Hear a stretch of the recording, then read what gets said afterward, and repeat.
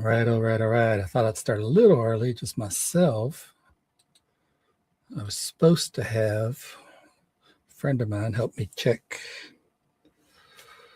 whether or not StreamYards will do the audio for a person-to-person call on Discord. Yeah, that's the wrong one.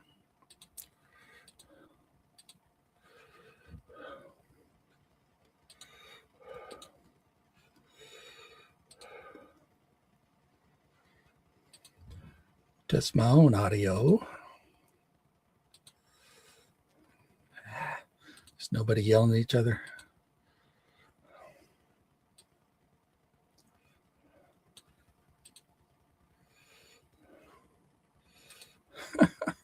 Okay. Well, I hope I can make a call. Let's see. I can't join because I made a second account and I haven't verified my phone number yet.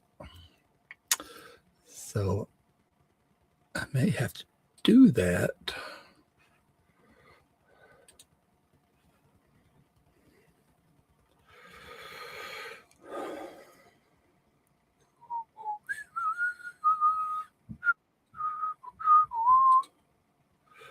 Enable chat overlay. Huh.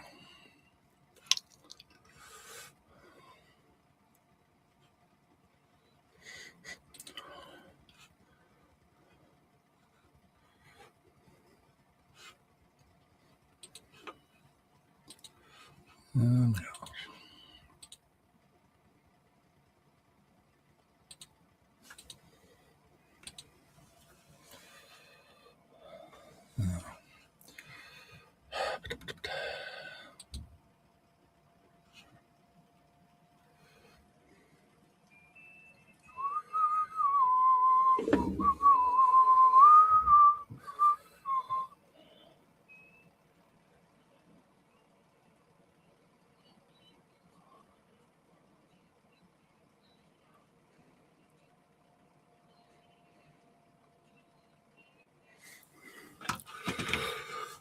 Okay, my audio is working. At least I'm hearing the song.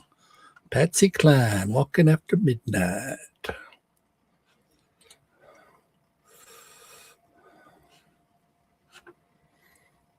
Eight minutes.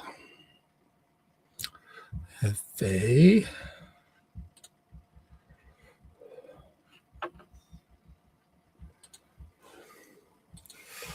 All right, I'm on YouTube. I see nobody in the chat yet.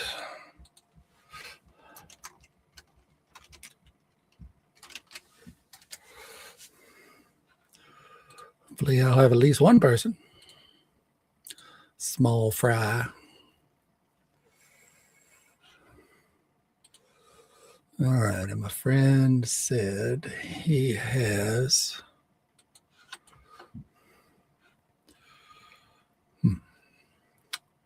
accepted my friend request on Discord.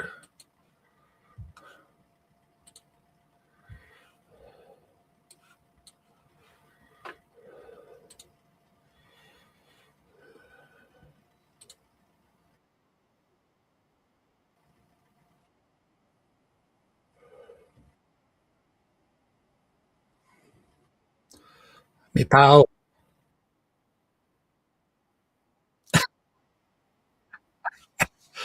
I hear you.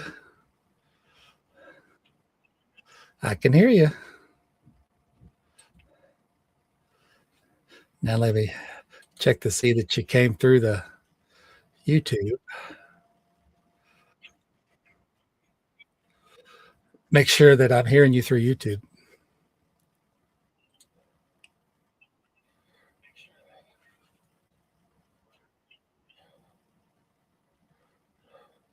All right, stop talking.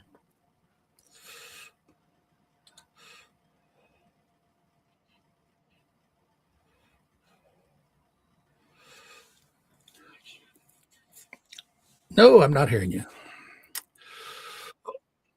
Well, I mean, I didn't hear you before things. Okay, I'm gonna. This is a. I have a Discord open up, and I learned Chrome. You can open up a different window and it's just all that account stuff. So I'm going to close that and call you on my regular account.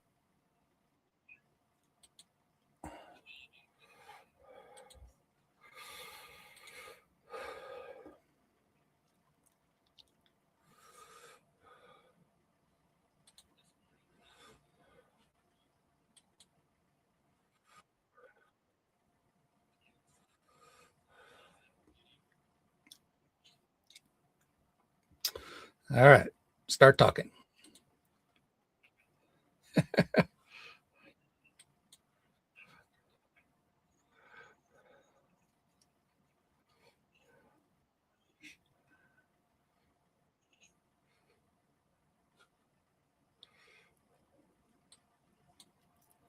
Huh.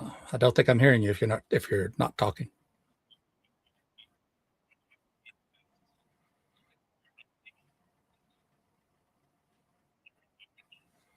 Nope.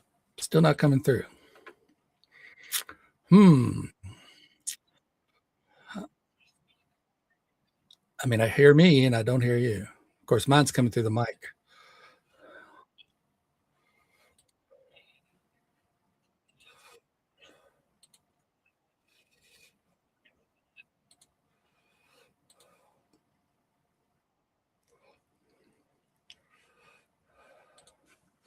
I'll talk to the young person.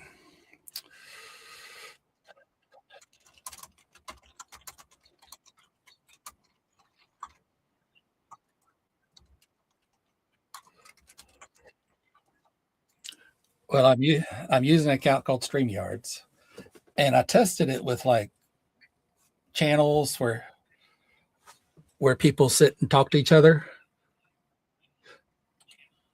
That works, but apparently this private voice doesn't work.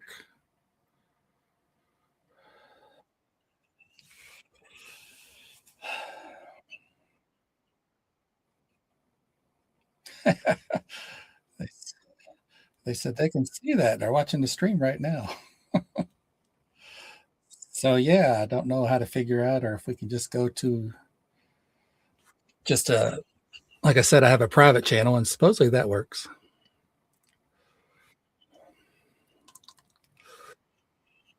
Go into the let's hang this up and go into the cardboard gamers room and just make sure that works. Yeah, StreamYards.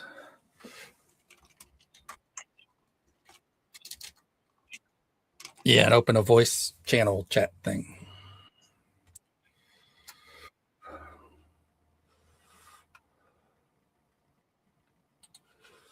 Let's see, where was that? There it is.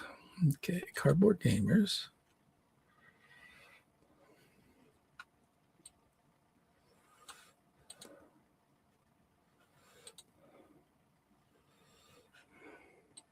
Am I in there?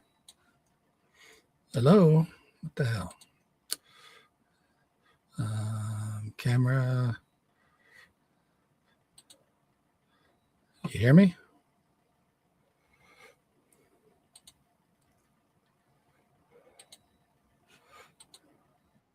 Oh, there we go. You hear me? I clicked on my name and it did not. I clicked on your name and it did not.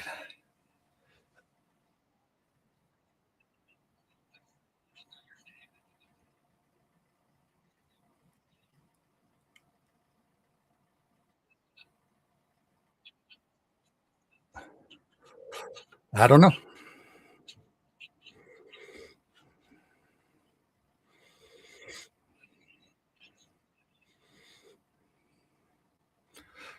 No, it's not again. I don't know why. I tested it the other day and it did fine.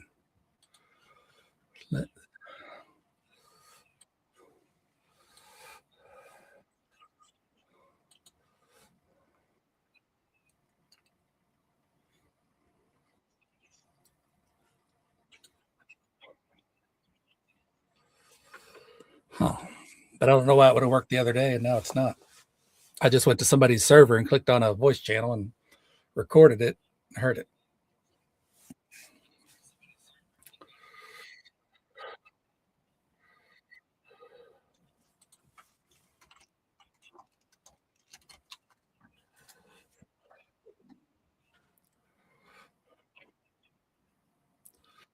Unless, hey, Scott, you don't hear my buddy, do you?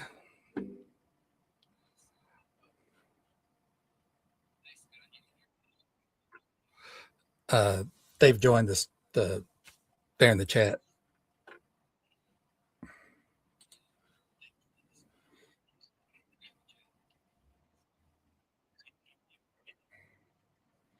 Oh, no, the YouTube chat.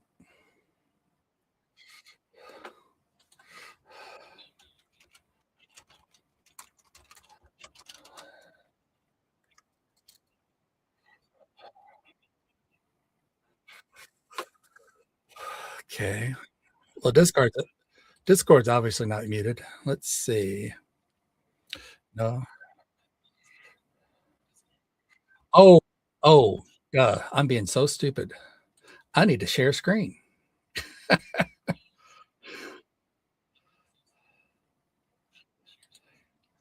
Let's try that. How late am I? 8:01, almost. Let's see. Share screen, Discord.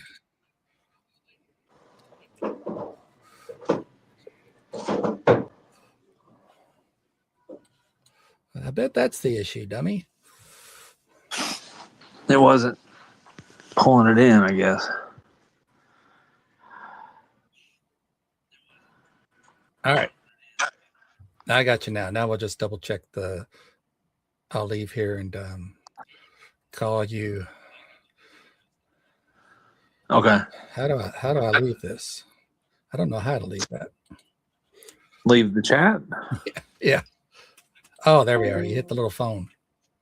All right. Quick call to you.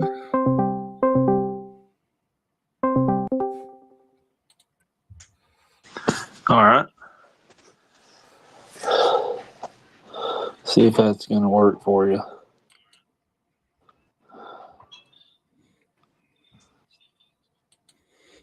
There it is. Okay. Well, I will get in contact with them then. Cool. I'm glad we got it fixed. I don't know what you did, but I'm glad it worked. All righty. Thank you. All right. Thank you.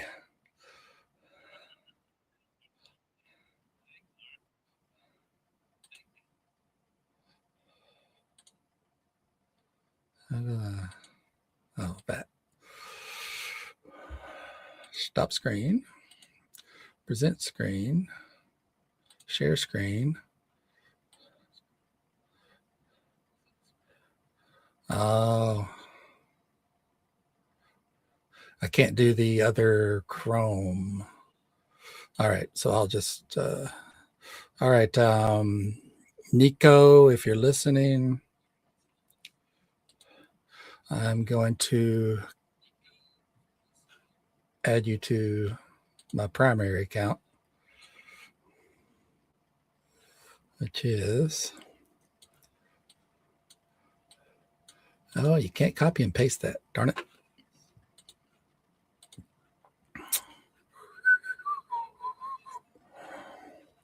Let's see. I am Discord illiterate.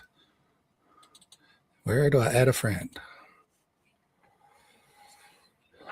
Friends. Add a friend.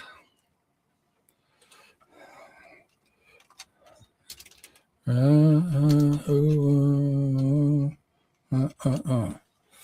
right. Nico sending you a friend request with, there you are. All right. I didn't know if you want to do video or just audio.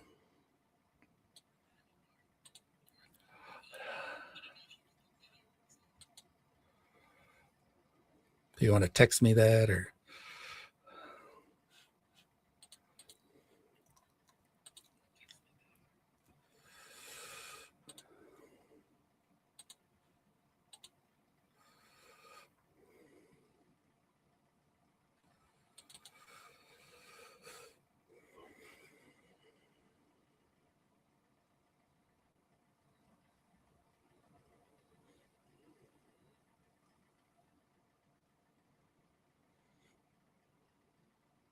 Okay. Here I come.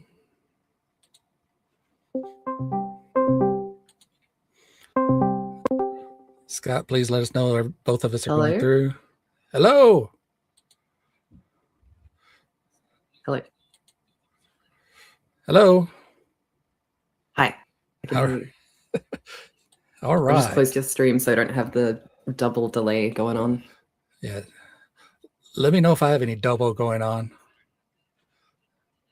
Ah, no, it sounds perfect. Sounds fine. Oh, I love an Australian accent. Is it really that like intense? I feel like I don't have a very intense Australian accent. No, but a couple things you said with the accent. Yeah, I get bullied by Americans because I say like no, but they're like you're saying it like no, no. Anyway, Do you know somebody, Sydney Watson, I think? Sydney something. Anyway, she grew up in Australia, but she's here, and every now and then you just hear a hint of Australian accent. All right. yeah, I'd imagine so. All right, guys, welcome. I think you know who I am. Do you want to be called Nico or something else, or? You can call me Nico or Trash because those are the two usernames that I've used. And your preferred pronouns? Primarily she, her. Okay. But if you have to misgender me, they, them.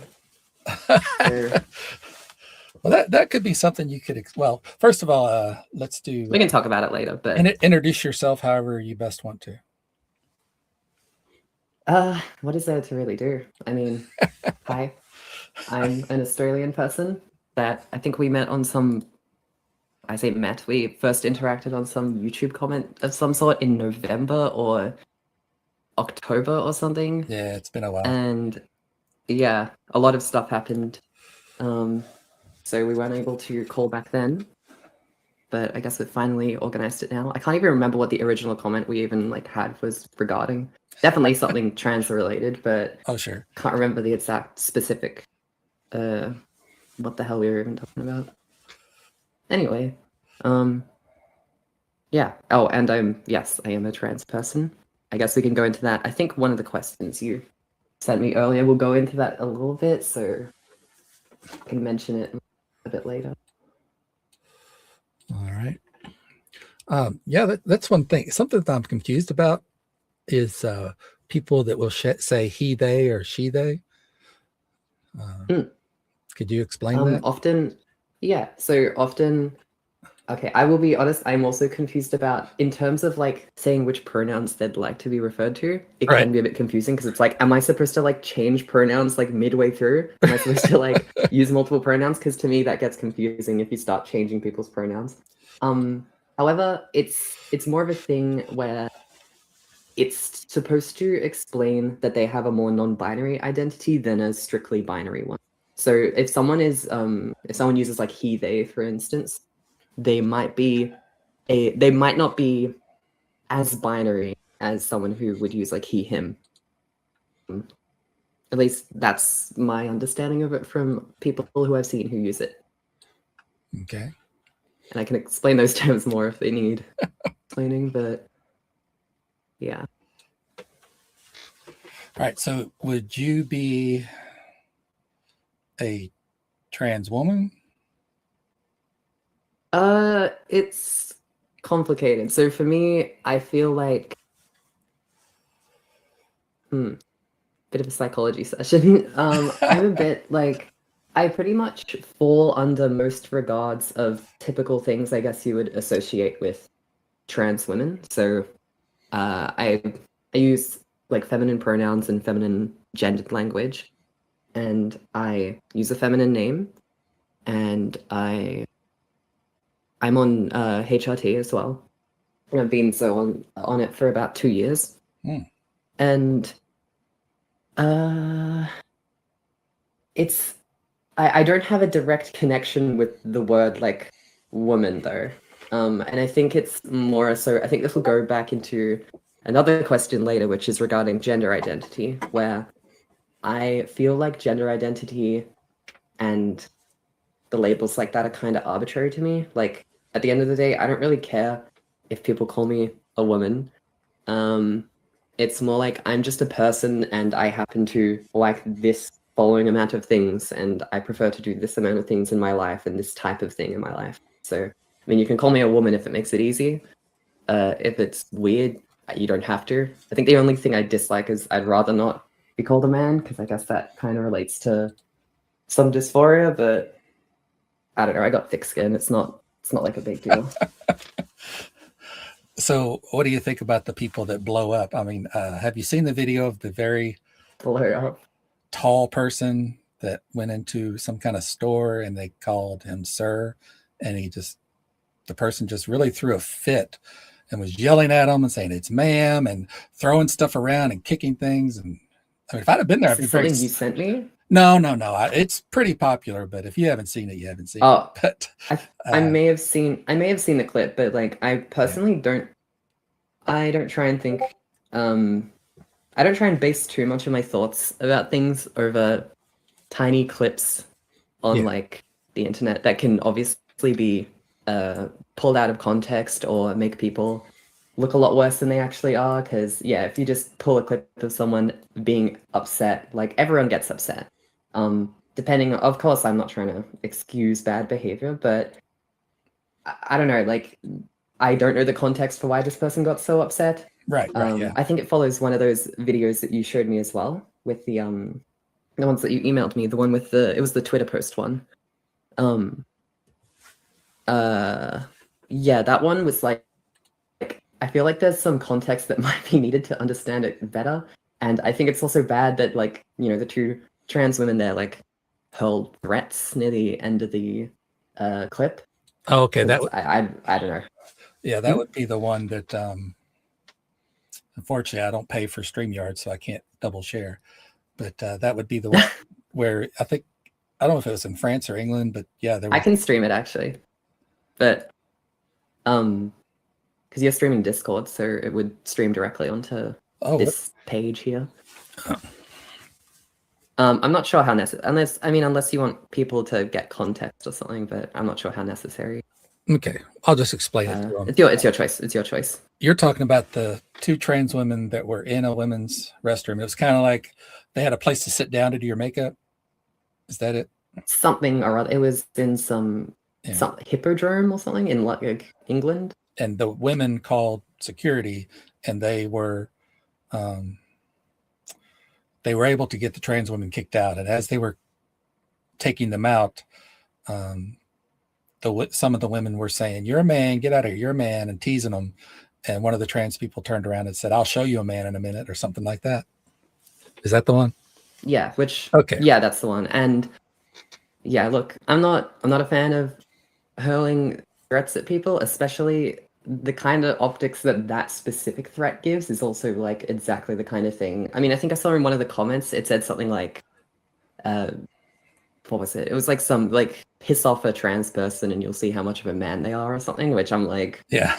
okay. Like, I guess there's some people where that works out, but like, I mean, it depends on the person really, because some people will go to aggression and a lot of people don't. In fact, many of the trans people that I know in my life are incredibly what's the word again? Like confrontational, non-confrontational. That's it. Non-confrontational. And like, yeah, there's good reason for that, because you don't want to like start shit in most cases. So I don't know, maybe the people they might have a bit more confidence or a bit more ego. It depends on the person. Like, plenty of reasons why people might get upset and feel like they have to, you know, big up someone by like throwing threats out or something. Yeah.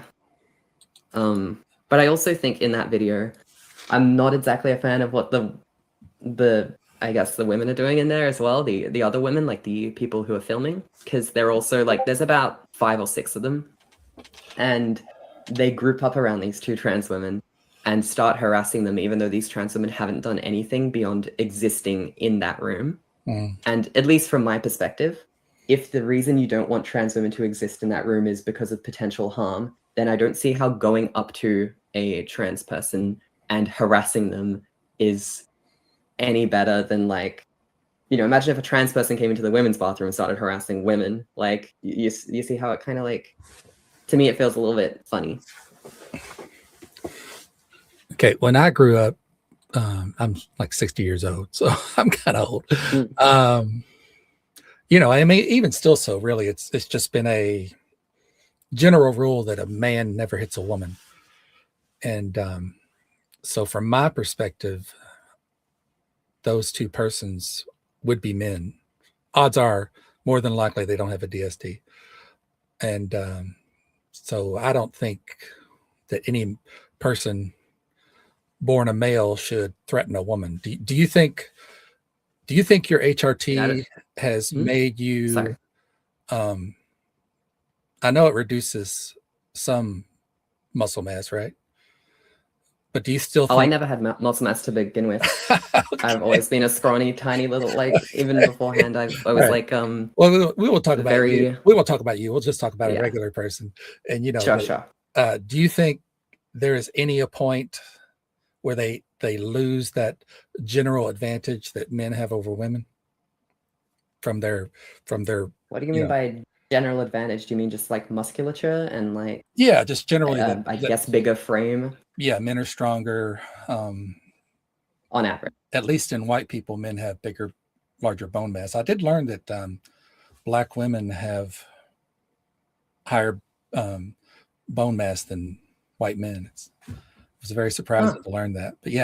But generally, just generally, do you think that the HRT ever reduces reduces a person so much that they don't have that male advantage over a woman? I mean, I think at a certain point you gotta figure out what you even mean by like male advantage. And I think this goes into the whole sports argument as well. Mm-hmm. It's like, okay, at what point is this like? At what point would this person be comparable to a cisgender woman who just worked out a fucked? Oh, sorry. Actually, am I allowed to swear as well? I never asked. Yeah. I hear people. So I hear people do normal vernacular. Yeah, I hear people do it all the time on stream. So the only thing I think would get us in trouble would be, people will say slurs. Well, that and like RAPE and talking about doing something negative to children and stuff like that. But as far as cuss words go, I've never seen anybody really penalized for it. All right. Well, I'll try and keep those things a little bit more. I even know a Christian channel. He live streams. He's a Christian apologist, and I actually made a video about him but he will cuss. He says, and I'm like, okay, Bible doesn't teach that. How long have you been a Christian? Yeah. So sports. So you asked me the question about musculature. Sorry, I didn't actually. Did I answer it adequately? I think you said yes. You think at some point, I've got a person born male, quite a few friends actually that went through HIT would eventually physically be on par with a woman as opposed to your average man. Well, I would say on par with someone who works out, because I mean, first of all, a lot of these people who I know, I would say, because I've got a lot of friends who work out. In fact, I've also got like, I've got a couple of friends who were actually like big gym goers before they transitioned, and they've told me like the muscle mass loss that they have and how difficult it is to actually like build muscle mass is actually crazy. Like, it is very significant. Because in trans women as well, we often have less testosterone than cis women because we take medication that blocks it a lot more harshly or intensely, I guess. Mm-hmm. So I actually have less. I probably have less testosterone than the average cis woman because of the medication I'm taking. Right. Yeah. So you know what? Yeah, it is. Oh, sorry. You. Oh, it's okay. One thing I was ignorant of also is I thought, I'm losing my mind here. It's late in the day. Testosterone in trans men will alter their voice, correct? It will, yes. And I always assumed that the reverse was true. Estrogen would alter. Nope, it is not true. I didn't know that until a few months ago. Oh yeah, no, it's not true. There's a whole thing called like voice training. Right. Yeah. So if you got issues with the way your voice sounds, you'll go do that. I have not done that. You I haven't? think I've more done like no, I haven't. You haven't done voice Um, training? No, I've Wow. always had Well, a pretty yeah. I've always had a pretty like this isn't how my voice sounds like okay. a couple years ago though. I used to sound different. Like I can hear it in clips because I play games a lot and I can hear it in clips that I have with my friends and I clearly sound different. It's not crazy different. But I think it's for me it's more of a like over time I've just like gradually intentionally changed my voice without any training, which I probably should do so I don't strain my vocal cords or anything like that. Because I don't really know actually the exact reason. I think I like having vocal control. Like I don't know, it's just fun. I mean, I sing sometimes, so I already got like a little bit more vocal control than the average person. But yeah. So yeah, you gotta do stuff with it, which is a little bit of a pain. Yeah, I'm sure. Trans men just get it to drop, and it just works. But I guess it can be variable of like how hard it drops, and how long it takes to drop. So I mean, it is essentially like doing a second puberty. So like it can take like ages for stuff to happen. So in sports, because there's a difference between identifying as the opposite gender that you were assumed to be and taking having gender affirming care, correct? Yeah, so you're saying like there's a difference between social and like medical transition. Yeah. So if somebody doesn't do the GAC and they just say I identify, they would still, if they were a man, they would still in general maintain that advantage. Well, I mean, they'll have whatever advantage their body gives them. Yeah. So, like, obviously, like a really scrawny dude probably might not have the same advantage a bigger guy has. But it's someone like I think for sports at least, in most cases, I don't think you just identifying as whatever should allow you go into a specific sport unless there's some very like extraneous case, maybe like maybe there's some trans woman who is like maybe it's some kind of intersex trans woman maybe who is already less masculinized and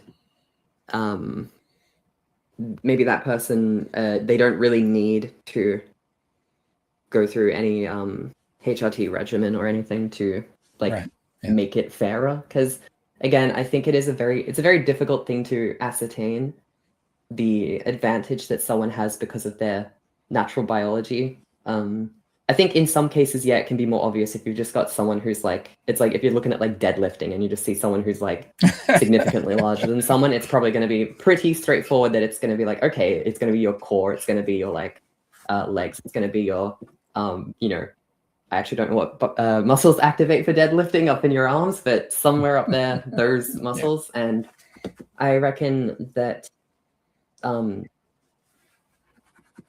I lost my train of thought as well. I just woke up. Had a bit of a late night. Yeah, I reckon that in some cases, yeah, it might be a bit more obvious, and other cases it's less obvious, and it's a very difficult thing to really put a metric to, like, oh, how much of an advantage does this person have? At least from my understanding, though, I don't think that I see trans women dominating women's sports.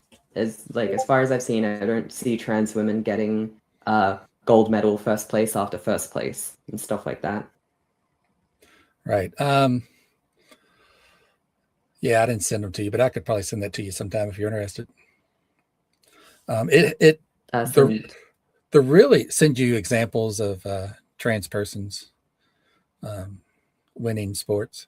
Coming first. Yeah, because of course there's the famous example of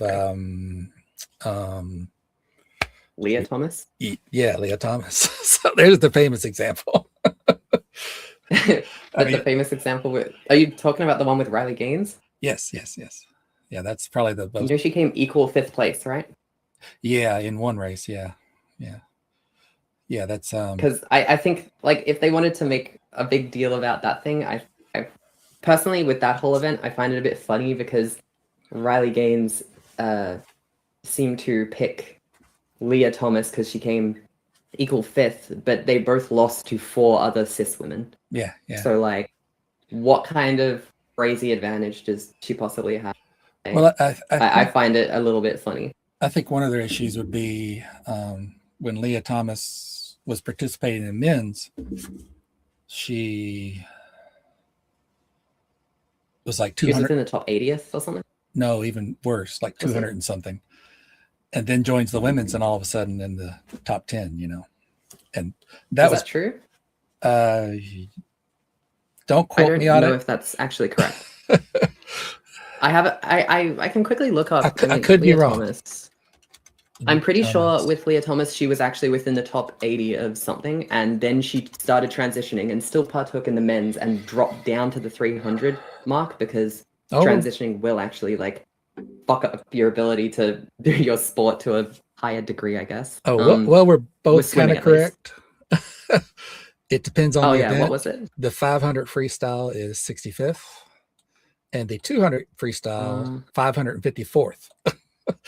But I'm not into sports enough to What know. other webpage do you find this on again? This was Yeah, I don't Google. really- This was Google AI.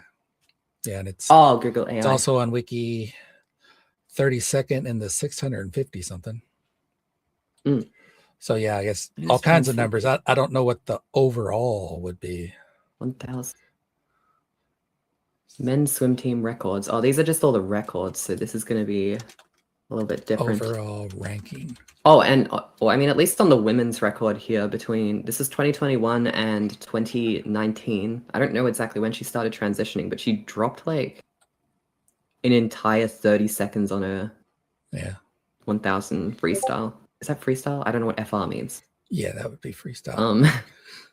But I mean, that's, I don't know. Anyway, I don't really look into the sports too much. Okay. Personally, regarding like women's issues in sports, I feel like there's significantly larger issues within women's sports than transgender people. I think it is an issue that needs to be probably, worked out, and we need to have, I guess, like a good look into what we're doing. But I think there's a lot of corruption within like the what's the term for them? Like not like leading figures, I guess, like people who have power in the women's sports industry and stuff like that, and maybe not industry, but the women's sporting like world. And I think that has led to a lot of what's it called, sexual assaults and stuff like that, where women get kind of almost forced to maybe bend to some coach's will or something, if they want to join the team. Sorry, replying to a friend of mine in the chat. Oh yeah, all good. So what was I going to say in relation? I will tell you that I am not a supporter of Trump at all. So I don't know how you feel about him, but this is something I just heard today. I don't like him. Yeah, this is just something I heard today. He had the State of the Union address, which is where the president addresses Congress, and it gets streamed, and it's supposed to be about where the country stands. And I think he made it about a bunch of things that's not where we stand. It's where he stands, but not the country. But anyway, supposedly, this is from somebody I trust, but I know my liberal friends can exaggerate or take things out of context, so I always try to double check them, but I haven't double checked this yet. But supposedly he said our men's team won the gold hockey, and so did the women, and supposedly the women won it first, but he did not invite them to the White House. When the men won, he said, I'm going to invite them to the White House. I guess I have to invite the women just so I don't get yelled at. I'm just like, why did you even have to say that? Why don't you just say I'm inviting both teams? Yeah, I mean, we already know that like Trump is an absolute like demagogue. Like he does what he thinks is like popular and will get him. He doesn't actually care about anything. Like he just uses everything as a tool. Do you think that's opinion shared by you by the majority of Australians, I mean, or half, I mean, half I don't maybe? know if it's okay. The majority of Australians think that Trump's an idiot. Okay. I don't know if they have that specific understanding. Yeah. But I do think from the way you can see how he flip flops on a lot of topics, he does seem to not actually care about things. He cares about them as much as, like, he's a businessman, right? Like, he'll do what he needs to do to get the power he wants. He doesn't really care about having loyalty to a specific idea or something. It's just whatever gets him the votes. I mean, I assume you guys have conservative and liberal because it's kind of a biological thing. Oh, well, not by the same terms. In fact, actually, our Liberal Party here is actually the more right-wing one. Oh, okay. Which is funny. Like, the name of it is the Liberals, and they are more right-wing. Right. We have, like, a center-right party, which is that one. Which, actually, I don't know what's happening regarding that, because they may have got, like, I forgot what the word is, like, not like deconstruct or anything. They lost so insanely hard on the last election we had. It was some crazy it was like, I think it was like 75 to like 25 or something absurd like that. And I don't even know if they're actually still, like, I think they probably are still a party, but they used to, we have like several parties when you vote, and it's a preferential voting system, so you end up, I don't know exactly how it works in America, but we have mandatory voting here where you will number your preferences 1 through 8. And then if your first one, if they go from like the bottom, and they'll see, okay, who got the least amount of votes, kick this person out, transfer their votes to the next preference. So if you voted for a party that didn't get in, it'll then go to like your next party. Okay. But yeah, so we have the primary, we have Labour, which is the center left type thing, maybe closer to center. I don't know exactly where they are. But they're like the kind of a little bit left more party. And then we have like the Greens, which is like the really far left party, which is a smaller party. The two primary parties we have are Labour and Liberal plus National, which is known as the Coalition, because they like joined up together for a long time. Right. Yeah, I think what you're describing is ranked voting or something similar. And yeah, I endorse that too, because I just don't like the way we do the either Trump or Kamala. That was our only choices. It's one or other, isn't it? Yeah. Do you like tick a box, or do you like how do you do it? Yeah, we have to go in and fill out a box, black and in with a pencil. And, oh, that's so silly. It's the entire piece of paper and both sides, and then you put it into a scanner that scans your votes. Yeah, I just find that so silly. It's like you have one or the other. Like, yeah, you don't even have like much choice to really like do anything. Well, they have what are called primaries, but only the parties get it, and it's usually just Democrat and Republican. And I'm registered independent, so I don't get to vote in the primaries. But yeah, you go into the primaries and you just get to vote for one person. And I've known people to shift their vote because they're like, well, that person's not going to win anyway. I'll just support Trump, And I'd rather have, okay, I vote this person is number 1 and Trump number 2. I'd rather be able to do that, or something. Yeah, no, that's how our system works. Like, you don't have to care about how other people vote. You just vote what you want, because if you miss something, then it just goes to your next one. Yeah, we've had some promising third party people, and beforehand I kept hearing all these people, I'm going to vote for Bernie. I'm going to vote for you might have heard of Bernie, but you probably hadn't heard of the other guy. I have, yes. Yeah, I've gotten videos recommended on YouTube from him. It's kind of funny. But then they go, well, I don't want to take the votes away from Kamala, and then Trump wins, so they end up not voting for Bernie. So it's not a good system at all. It is really not a good system. I agree. But the two parties want to keep it because they basically, the way our country's set up, have a 50-50 shot. They just got to get They just got to get those swing voters. So I'm sure the two parties are going to maintain that.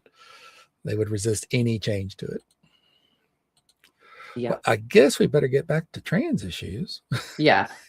Bit of a side tangent with our governments, but So let's see. Well, what is a male female? Whichever we want to answer, because I guess the opposite would be. Sure. Well, just talking about this in general, I would typically refer to male and female as sex terms in the most like common sense of the usage. Yeah. Like, I guess there's probably some places where you will use you could say that this language is like male gendered language or something or other. I guess they use masculine and feminine sometimes for gendered language, but that's besides the point. I see it as, yeah. So I mean, they're both related to sex, and sex is I forgot the exact definition that I was going to run with because I don't actually think about the direct definitions too much. But sex is a like biological classification of an organism based off their reproductive system and I guess also sexual characteristics. And Right. so from there, male and female can you can kind of define them in several ways. There's like gametic sex, which would be what gametes you produce. Mm-hmm. There would be phenotypic sex, which would just be your anatomy and structures, sexual dimorphisms, and such like that. Mm-hmm. And I think those are the primary two things that are used for sex.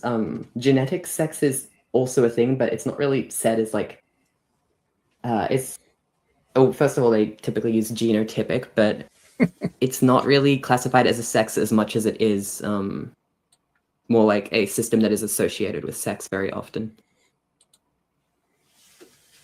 So yeah, I like it's referring to like biological things, and if we want to go about like male and female, like at least like my understanding of it, which is pretty loose, and I probably won't be able to capture it like the definition like super accurately because I think that these definitions are a bit difficult. But I mean, at least with how people are usually assigned in like a hospital setting, like after birth, it's usually via like a phenotypic assigning of the sex. So you'll look at the structures, you'll be like, oh, that's a sexual characteristic that commonly indicates that this person would be male or female. That. So phenotype can be a thing to measure sex. Within males, it would be like male genitalia, testes. I feel like that. I'm trying to think of it with a baby. It is mostly just the primary sexual characteristics, like the gonads and the genitals. Mm-hmm. And then I guess you've got other methods with like other testing type things where you can get karyotype and see chromosomes, although that doesn't always line up. And I guess you also have gametes, but I feel like gametes will usually follow from reproductive systems in most cases. So I feel like just looking at the reproductive system is probably a little bit more expedited than looking at gametes. Although I do understand that the biological classification of species is often done by gametes. Yeah, whether or not they can produce viable offspring. Mm. So what I tell a lot of people that disagree with me when it comes to man woman, I tell them, I say, look, do you have deer in Australia? You probably do. I think we might. I don't actually know what animals we have. Probably some Europeans brought them over. Yeah. Well, what are kangaroo male and female called? Buck? Is it a buck? I don't. No, we don't have. I don't know if we actually do have. We only have names for their kids, which would be joeys. Joeys, yeah. But we don't have names for. I don't think we have names for male and female. Yeah, I mean, I guess you can use like cows, I guess. But the problem with cow is that one of the terms is gendered, whereas the other one isn't. Like cow is a general term for cows and can refer to a male or female cow, but bull only refers to a male cow. So yeah, technically. I'll be honest, I don't. You can use deers. Use your deer example. I have. It's a boomer. It's buck and a doe. It's a boomer. It's a boomer for. Well, you can also call them bucks, but they said most commonly a boomer. I A have boomer. Oh, I have family I thought you members were that referring are. to yourself. I am just shy of being a boomer. I'm a Generation X. Okay.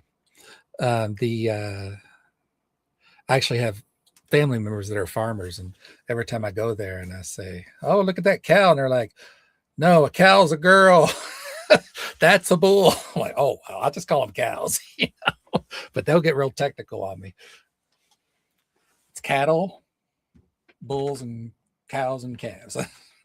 Okay, so anyway, so I will tell people, we call a male deer a buck, and we call a female deer a doe. So we have to have a term for humans. So man, woman. Um, would you disagree with that on a biological level? Disagree that we. I guess like your logic is more like it follows that we would have a term. At least that's the wording I would. Yeah, because we're animals and we're mammals. I'm just saying like have to have a term that is associated with sex. I don't know if we have to do that. I think the reason we do these terms for animals is they also don't have a concept of gender. Humans are the only ones that have a concept of gender. Anyway, continue your thing. I can wait till the end of the whole example, maybe. Oh, I didn't have a speech. Oh, Yeah, that was it. It's just that, I mean, Um, for all my lifetime until the past few years, man and woman have meant just like doe and buck. And some people seem to want to change that or not accept that. It's like it's not. They will say, "No, you can't even use that term." I'm like, "Well, wait a minute. I'm meaning it biologically." And they'll say, "No, you can't use it." Nope. well, and I'm just using it just like I would use buck and doe yeah, sure. or boomer.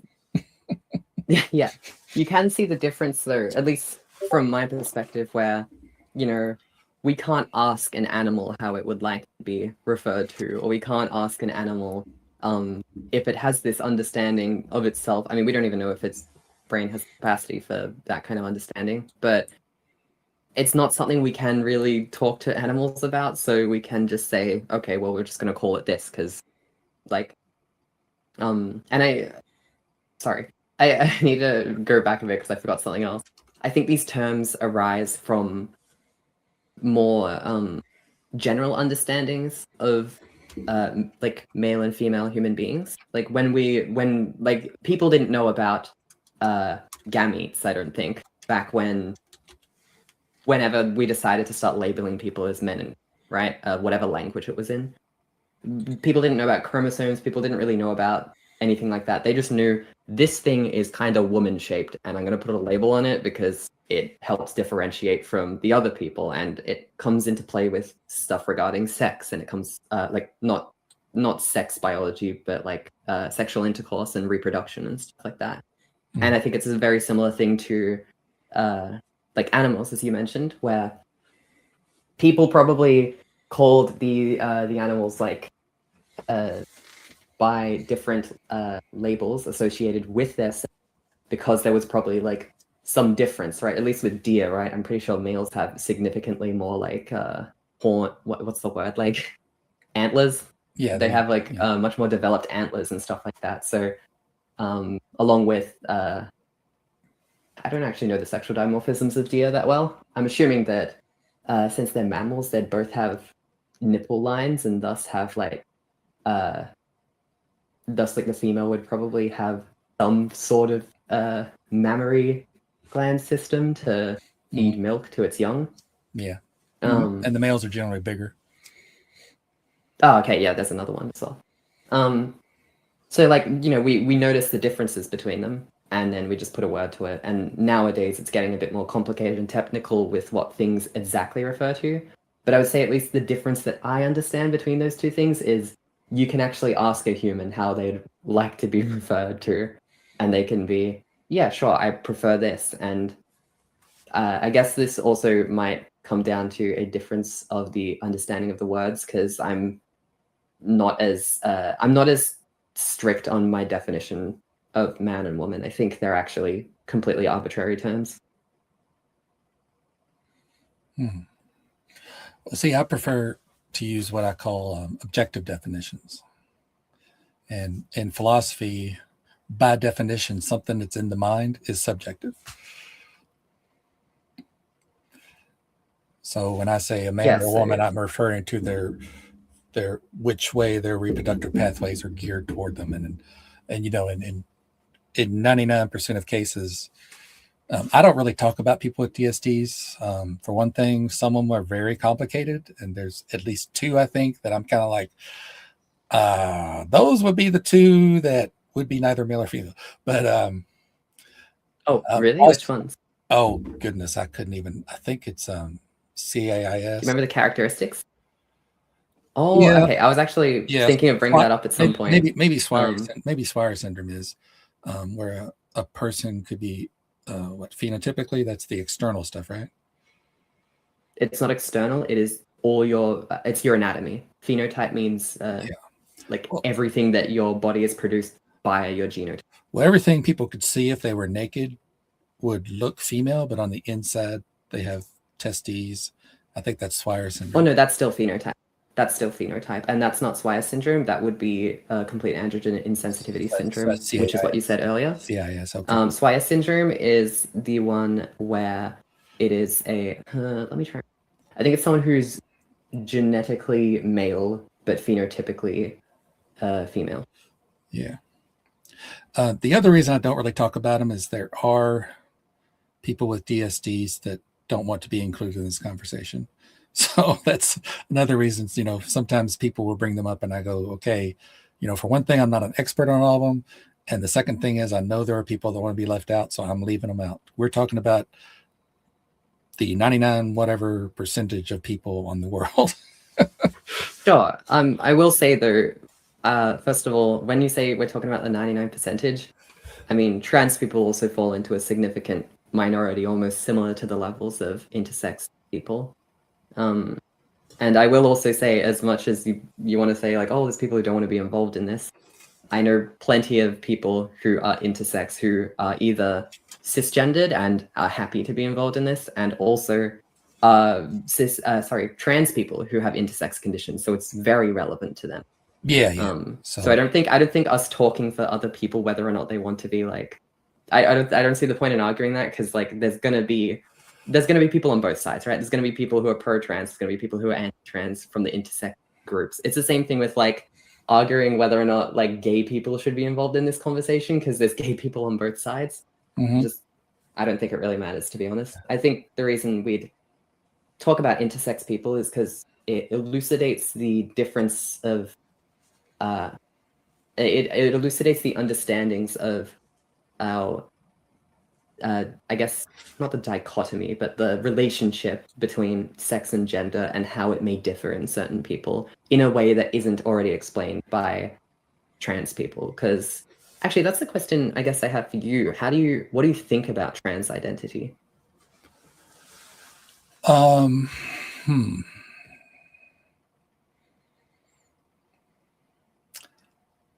So do you need me to elaborate, or? Yeah, just go ahead and define trans identity for me. So I don't trans identity, if what I'm saying is, do you actually believe that, like, do you think that people actually have trans identities, or do you think that it's, like, I don't know, for lack of a better term, a lot of people will just say it's a mental illness. It's like, you're just confused, or you're just, like, do you think there are real trans people, or do you don't think trans people exist and it's just some mental confusion? I think in some cases it could be. I think I'm really skeptical of, like I said, the ones that do not ever go through HRT or any cosmetic surgery or anything. I'm skeptical of some of those people. But I think if you're willing to really commit to it, that you actually believe it. But I don't know where the defining blurry line would be between mental illness and not mental illness. I think Sure. that had my thought and lost it. That's what happens when you get old. And so the question would be, because I'm trying to think of something besides anorexia, because that is really a mental illness. But that a person with anorexia really believes they are fat when they're not. So where would be the line between this person is mentally mistaken because they perceive themselves? But I guess most trans people don't really look in the mirror and go, wow. I mean, let me get a celebrity. George Clooney. If George Clooney was trans, I don't think right now at this point in his life he would get naked in front of the mirror and go, wow, I really look like a woman. So I guess it's not like anorexia in that way, because they're not actually saying they are. I mean, the key thing with anorexia is body dysmorphia, which is the I guess misperception of your actual body, or exaggeration features of your body that cause some kind of stress or anxiety. So for instance, with anorexic people, it would be like, oh, I have fat here, or I'm over, like I have too much flab in this area, I need to stop eating, I need to and then that causes the issues. Whereas in trans people, the body dysmorphia might be more like someone who is actually through transitioning, and they do I guess look significantly more feminine than they used to, but they still might think, oh, I look like a man head. Like, I wish I didn't look like a man.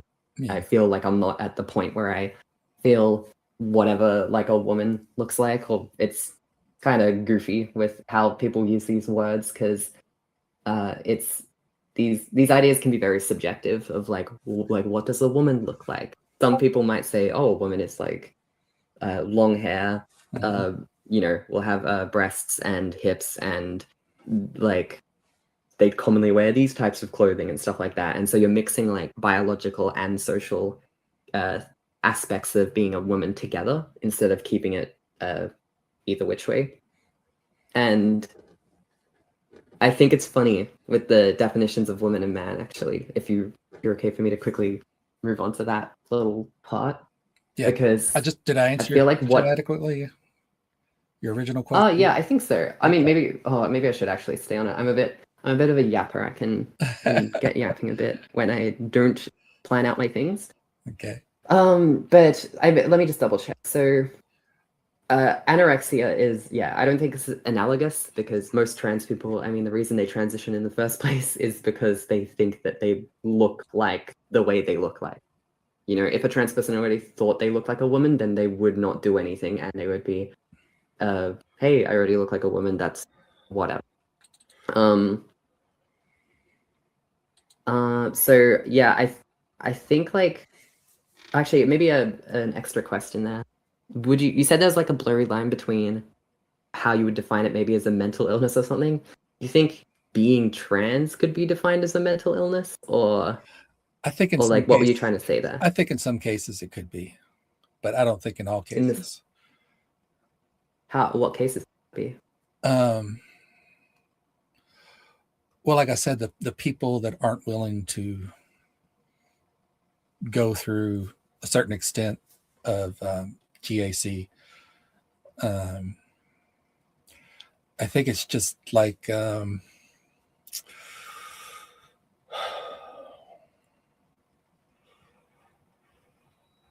it's hard to think of an example that's equivalent. I think those are the ones that really get upset when someone is critical of their position, and they really get upset. I don't know if I can explain this. Sounds like you're trying to just describe, I mean, maybe from my perspective, I don't actually know who you're trying to describe now that I think about it, because most people who will not do any form of social or medical transition, I don't see how them being trans suddenly becomes a mental illness. If anything, like it's their choice whether or not they want to transition. I'd say it's much more unlikely for a binary trans person. That means like male to female or female to male. I think people who are binary trans are significantly more likely to undergo like medical transition. Whereas maybe more non-binary people, like there's plenty of non-binary people who will do medical transition to different extents. But I feel like if there's one group that's going to have less people who medically transition, it probably would be generally the non-binary group. Not by too much though, because plenty of non-binary people. I mean, I'd say technically I'm like slightly non-binary in a sense, because I'm not like I've met some like, I don't know how to explain this, but like non-queer trans women. I've met some of them and they are like, I don't even know how to explain it. They're just like, to be fair, every non-queer trans woman I've met gives me like Mean Girl vibes. Like, but it's hard to explain. The hell was I saying again? Non-binary people and binary people and yeah, hormones, whether or not they'll take them or get surgery or stuff like that. So I think that I don't see how it becomes a mental illness if they don't want to do it, because like if someone has like valid reasons for why they don't want to do it, maybe they're worried about maybe they just don't even have dysphoria regarding it. Like they might just be like, I don't actually feel bad about any structures on my body, I just don't like the label I put on myself, I'd rather use a different label. I guess I should change it and say, sorry. I was going to say, maybe I should change it to say, I wouldn't be surprised if some have a mental illness and their trans is some sort of expression of that. But I can't pinpoint any good examples. But it wouldn't surprise me if some of those people might have some sort of mental illness and, you know. I mean, I think I kind of understand a little bit more what you're saying. Like, you're not saying being trans is the mental illness, but it is the expression of maybe the issues that they're dealing with. Like, they might have some other thing, and then instead of that might make them transition, or maybe like I don't even know, like use just a social transition or something like that. Yeah, like okay, well, I mean that kind of answers it mostly. Like you do think that there are people who genuinely experience these things rather than I've run into some gender critical TERF types who believe that like transgender people are just not real and they're all just like trying to get some weird advantage, or it's a sexual fetish, or they're just trying to do something for their own selfish benefit, and it's not actually something that is like, I guess, it's like something that's like just deviant, I guess. They don't think it's something that people actually will live their lives around. Well, do you think a person that has autogynephilia, is that a mental illness? I don't even know. I don't even know what to categorize. Do you know what autogynephilia is? Have you read much on it? It's not a lot. It's a man, or I guess there might be, I guess women would be whatever the opposite of gyno is, autoandrophilia. It's where a man enjoys dressing in the clothes of women. That's not the entire thing. Okay. First, so if I can give a quick little rundown. Okay. So probably heard the name of the guy who coined it, which is Ray Blanchard. He's still alive today, and he actually has a Twitter account, and I see people like messaging him, and it's really weird and strange. There are people who do call themselves AGP, like unironically. There are also people who call themselves AGP as a joke, because it's like an in-joke with a lot of trans people. But essentially, autogynephilia is a speculative typology, which means there isn't actually like really, it's one of those things where he kind of thought like, this would make sense if these things lined up, rather than really doing rigorous study to actually come to that conclusion. And it's the idea of someone finds a what's the word, like arousal or a deep sexual gratification via thinking of themselves, or pretending to be like dressing up and stuff like that. Not pretending, what's the word, like practicing it, or committing it, or doing it, like in some capacity viewing themselves as a woman in a sexual scenario for sexual pleasure or gratification or something. And I think the funny thing about this is I feel it, I think I remember there was this another study that a group of can't remember the names of anything. It's located somewhere on the wiki page about it, but there was a group of people who actually ran this, and I think they did it by survey, I'm pretty sure. Which again, maybe not the it can't get into the direct. It wasn't a survey, it was more of like a questionnaire. So they did have an actual sample that they picked out. It wasn't just like a survey sent to a bunch of people, but they had a questionnaire. They went through it, and there were a bunch of cisgender women who also classified as autogynephiles, because the definition of autogynephile is kind of goofy in the way that it's like, okay, you find it sexually gratifying to be a woman in sexual scenarios. Yeah. Guess who finds it sexually satisfying to be a woman in sexual scenarios?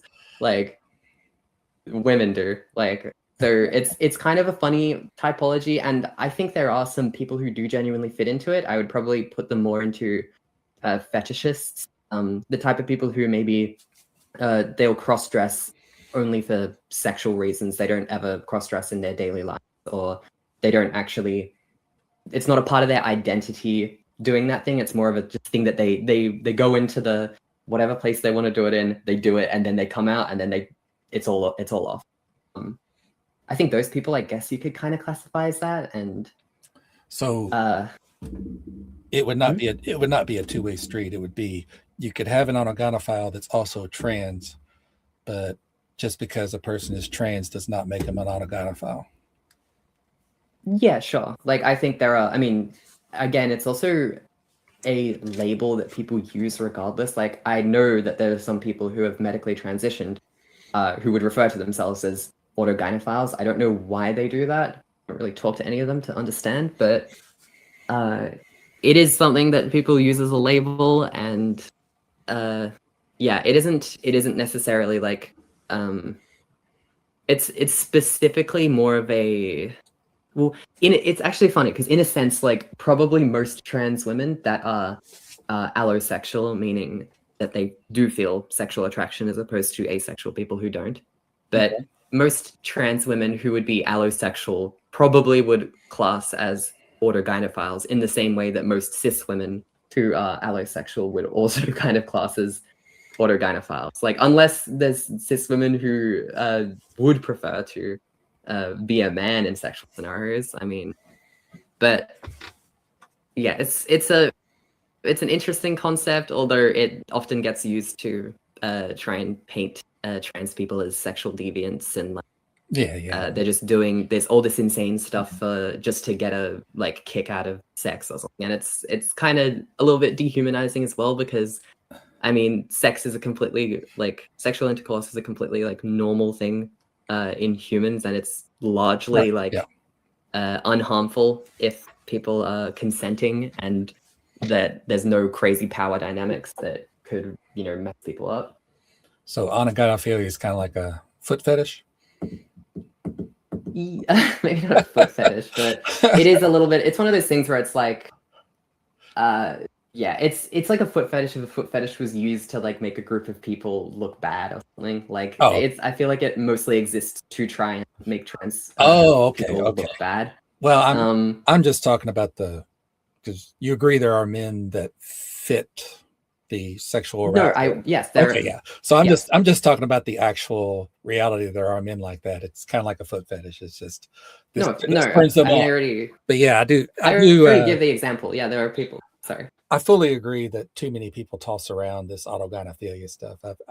I've got a guy online. He's British. His website his YouTube channel is called Edge of the Matrix, and he will do that often. I'm like, dude, you can't sit there and analyze people and tell them they're autogynephiles. Yeah, I think it's a little. I mean, that's the side of turfdom or like gender criticalness, where I'm just like, it doesn't even seem like you have a genuine concern. Like, it feels like you've jumped on this thing less to point out issues where maybe women might be, getting the short end of the stick, and more to just be transphobic. Like, there was some times in some videos, I mean, I don't know your history too well, but I watched some of your videos, Mhm. and there were some times in it where I'm like, I can't tell if this guy is straight up transphobic, because there was some. I remember in some video you were doing on something with I think it was Javon and Arden Hart. Arden Hart, Yeah. and you paused the video at some point to make this aside where you essentially just said like, oh, he even walks like a man, that's because he is one. And I'm just like, what's like I guess that's supposed to be a joke, but like to me it just seems like, I mean, it is a transphobic statement. I hope you can understand how that would be transphobic, but Arden and it I is have a it is also just like kind of goofy. Arden and I have a history. Yeah. Um, So one thing that oh, sorry, you go. I hit peak trans probably last December. There's a whole story behind that. But I called into Arden's show, and I was civil the entire time. Never called them names, never said anything. I just spoke honestly. If I use pronouns, I use their preferred pronouns. And Arden just threw an absolute hissy fit that even people that regularly watch the show got on Arden for treating me that way. And Arden has Do you have never. the video? Arden stated, I can send it to you. Arden stated, I mean, I did horribly. I did. I was horrible. I was incoherent. I was rattled. And once Arden got on me, I got more rattled and trying not to. There's one point where I blew my top, but I didn't say any names. I just said what Arden wanted to hear. And so Arden specifically said in the chat below that, I know people have gotten on me, and I'll try to work on it, but I'm never going to apologize to him. I'm like, okay. So yeah, I tend to be a bit harsh on Arden. I was actually going to say though, I've noticed you said that you did use preferred pronouns, but now you don't. Do you feel like if someone, I guess, does something morally wrong or somehow wrongs someone else, that you can just start misgendering them? Well, I always tell people my pronouns are sex-based. And, Yeah. most cases I'm going to be correct. Like I said, there are. But you also make exceptions. Yeah, I will. Yes. I mean, well, this was really before I hit peak trans, but I had a trans woman at work, and I worked side by side with her and called her, called her she, called her Kate, even though her name used to be John. And, I didn't. I mean, you don't need to tell me that. Well, you don't know That's probably not a good thing. That's not a good thing to do. Nobody knows the last names and nobody knows where I work. So sure, I guess, but it's still just for future reference. It's probably not good to tell people who don't know someone's dead name. Oh, okay, sorry. But yeah, I mean, this person worked there for years, and everyone knew them by their first name, by their male name, and and then they changed previous name. Probably 2010, 2015. Started transitioning and changed their name to a feminine name. But yeah, I mean, I don't have a problem really. My problem, the reason I've taken more and more of a stand is recognizing that women have an issue with this. Some men do. I know men that if they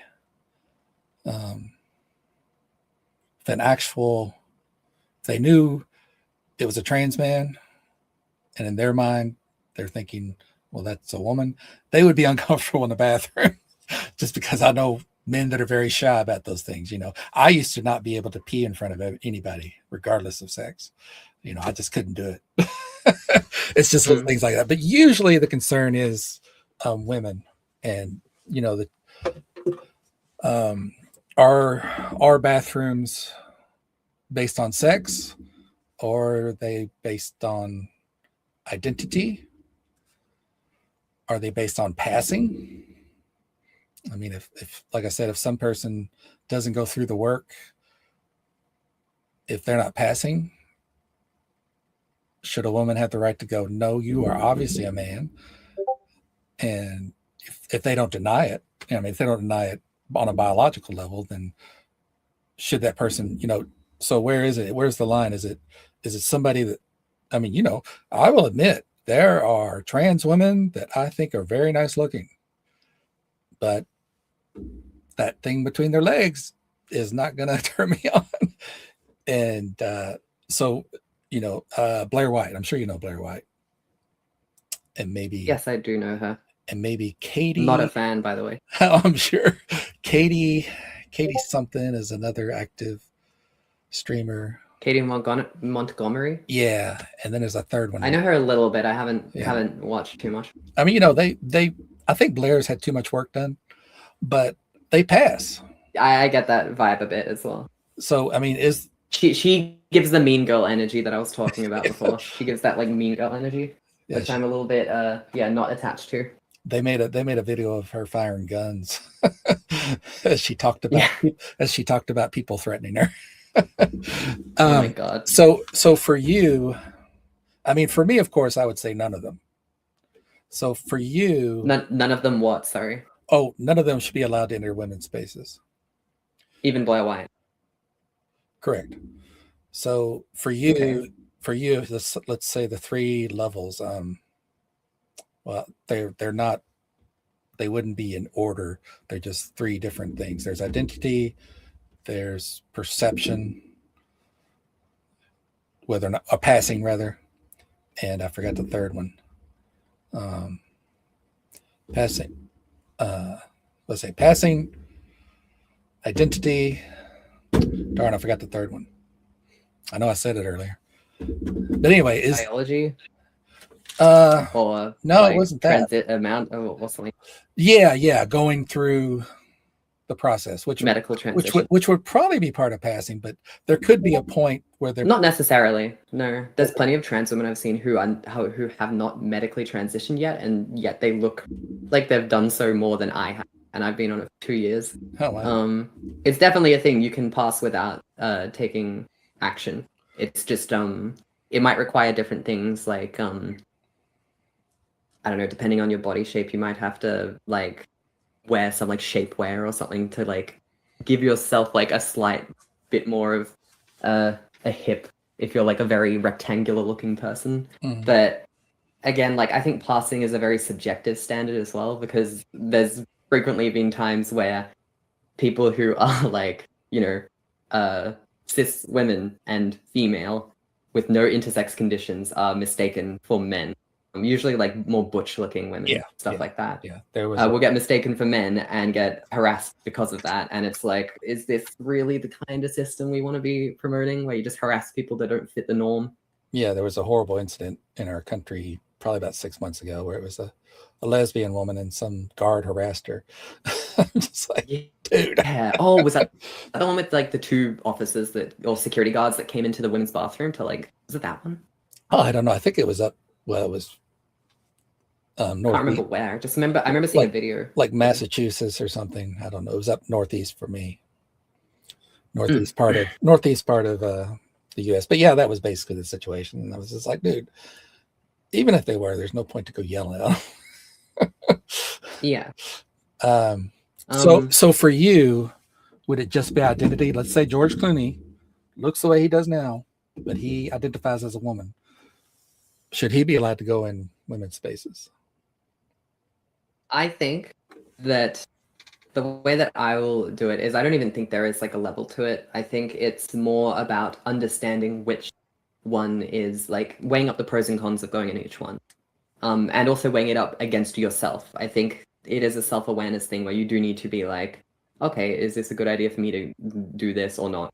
So I guess the way I might explain it is, why do we have the sex segregated bathrooms in the first place? It's because of harm reduction, or trying to avoid like I guess harm reduction is one part of it. Another part of it would be I guess privacy and vulnerability, because in the bathroom when you're pooping and stuff like that, you're definitely more vulnerable. And I think those are the two main ones that I've heard. I've also heard one where it's about cleanliness, and honestly, I do not blame people, because men's bathrooms are fucking horrific. Yeah, for the most part, yeah. Especially the ones that, oh god, like actually just for quick reference as well, because I will use like women's public toilets if there's not really usually I will go to a public toilet if there's not already like a unisex toilet. Sorry, not a if I'll usually go to like a unisex toilet because it's usually just simpler to. I usually just wash my hands all the time because I have a little bit of a not a germaphobe thing, but more of a like sensory thing. I don't like my hands being oily or slick. So I wash my hands very often, and I often have to use bathrooms, and sometimes it's just easier for me to just walk into the first bathroom I see, which is usually like a single stall, either disabled toilet or unisex one.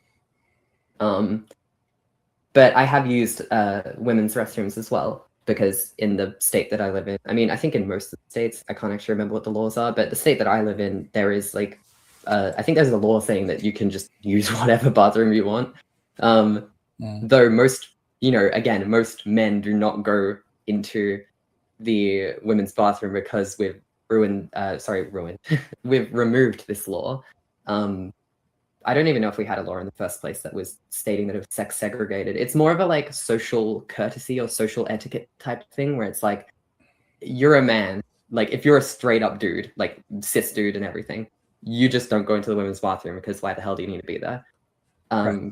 If you're a trans woman, at least for myself, I judged the way that I felt I was through my transition to then decide when I would do that. So I'm a little bit odd because I know that there's a lot of trans women who start socially transitioning first and then they'll medically transition. But the way that it worked out for me is I actually started medically transitioning first and then socially transition. So I only ended up going by a different name maybe 6-7 months after I was on the medication. And essentially I was just, I tried to use, I didn't try, honestly, I stuck to more gender neutral places because I didn't like using the men's bathroom anyway. It's often very filthy and stinks and just generally like less clean. Yeah. And I'm also not a urinal user. I don't really like standing up pee. It's more of a like hygiene thing, I think, where I don't know. It can get a bit messy standing up sometimes. Maybe I just have poor aim or something. Yeah, that happens. but yeah, I prefer it being a little bit more hygienic and not getting any splashback or anything. So I am usually sitting in a stall anyway. But what was I gonna? Yeah, there was a certain point where I'm just like, okay, I'm starting to.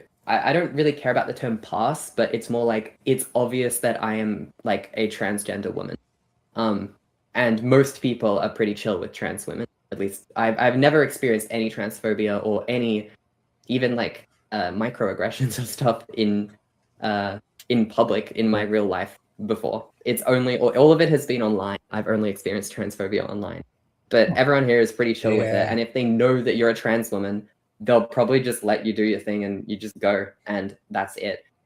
However, if people have reason to suspect you might either be not a trans, like if you walked into the women's bathroom, right? People would probably raise an eyebrow and be like, what are you doing in here? And even if you did genuinely identify as a woman, people would probably still be like, yeah, but like you don't really look like you put any, I hate saying the term like effort, but I feel like it is like, I feel like you have a bare minimum of effort to do if you do want to use that facility. Yeah, right. So with it's more of a like, oh, sorry, you go. I have to.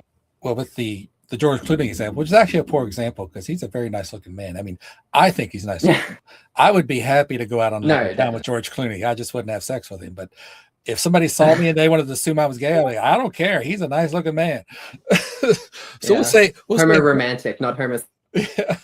We'll say if George Clooney was ugly, sexual. Anyway, because some women might welcome him. It's George Clooney. So ugly George Clooney, like you said, he's made no attempt. Do you think he should go, okay, I'm going to make these women feel uncomfortable, so I better go in the men's room, even though I identify as a woman? Do you think that's what he should do? First of all, I think the term ugly is probably very vague, because some things that people would refer to as ugly might be ugly to others. And there's also a lot of people who don't even believe that being visually or physically ugly is an actual thing, beyond maybe uncleanliness, I think uncleanliness is obviously like, it could just be somebody, that's not George Clooney attractiveness. I think even if it was George Clooney, it would be an issue. Oh, Even really? if it was Okay. George Clooney identifying as a woman, because it isn't just attractiveness. It's again, I think you need to have like Yeah. you need to if you want you at least for me, right? Why do I not want to use the men's? Yeah. The reason I don't want to use the men's bathroom is the way that you said it before. You said women are actually more I guess into the anti-trans stuff than men. I don't even know if that's true. I'm actually pretty sure that women are more accepting of trans people than men No, are. I think the concern is more for women, not that more women are into it. I think the Oh, okay. Yeah, never mind. Yeah. because Anyway, because I was gonna say, oh, sorry, you go. just that I don't consider. I mean, I really think people blow the safety thing out of the issue because, like you said, it's comfort and dignity and privacy are also important to women, and so Yeah, they are. And so, but I think the concern is usually more about women's the fulfilling, making women comfortable and have dignity and privacy, and it's not always about the safety, And so yeah, and I think there are some men. I don't think many men would be worried about safety, but I do know I've grew up with guys, and like I said, I couldn't pee in front of anybody when we used to have these. We used to have these huge urinals. We don't have them anymore in most places, but when I was growing up, just one big trough, or I don't know what you would call it down there, looked like something a cow would drink out of, and everybody would just get around and pee, and I could not do that. I'd be like, I'd either wouldn't go or I'd have to wait for the stall. I just couldn't do it for a long time. Yeah. I know that some men would be uncomfortable if they knew it was a trans man coming into the bathroom. So usually, I don't really know the numbers for men and women. I've seen a lot of polls, but the polls don't tend to separate what's women's opinion and what's men's opinion on this issue. Oh no, I remember seeing a couple actually that also separated it by sexuality and gender as well. It was actually funny. I think it was cisgender lesbians. They actually have better opinions of trans women than trans women do of themselves. I forgot what study this was. It was some survey study, but it was kind of funny because it's like they were more accepting of trans people than trans people themselves were. But I do remember men being one of the straight men was one of the highest disapproval rating. Yeah, groups. we have the white knight complex. Yeah, and again, I understand what you mean, but it's not always a white knight thing. Sometimes it is like, oh, I don't want my daughter to be around you because what if something bad happens? It's more of a I get what you mean by that. That's the kind of thing you mean by white knight, but there are some people who genuinely are just straight up transphobic, and they're just it's also homophobic in some senses, where any type of emasculation is seen as negative. So being gay is emasculation because you're getting another man to dominate you or something, and being transgender is emasculation because you're literally making yourself more feminine physically or socially or whatever. And I think those people, it's less of a actual moral obligation and more of a just they've just kind of had sexist ideas beaten into them. So since you brought it up, is a lesbian or gay man we'll just stick with lesbian. If a lesbian does not want to sleep with a trans man, are they transphobic?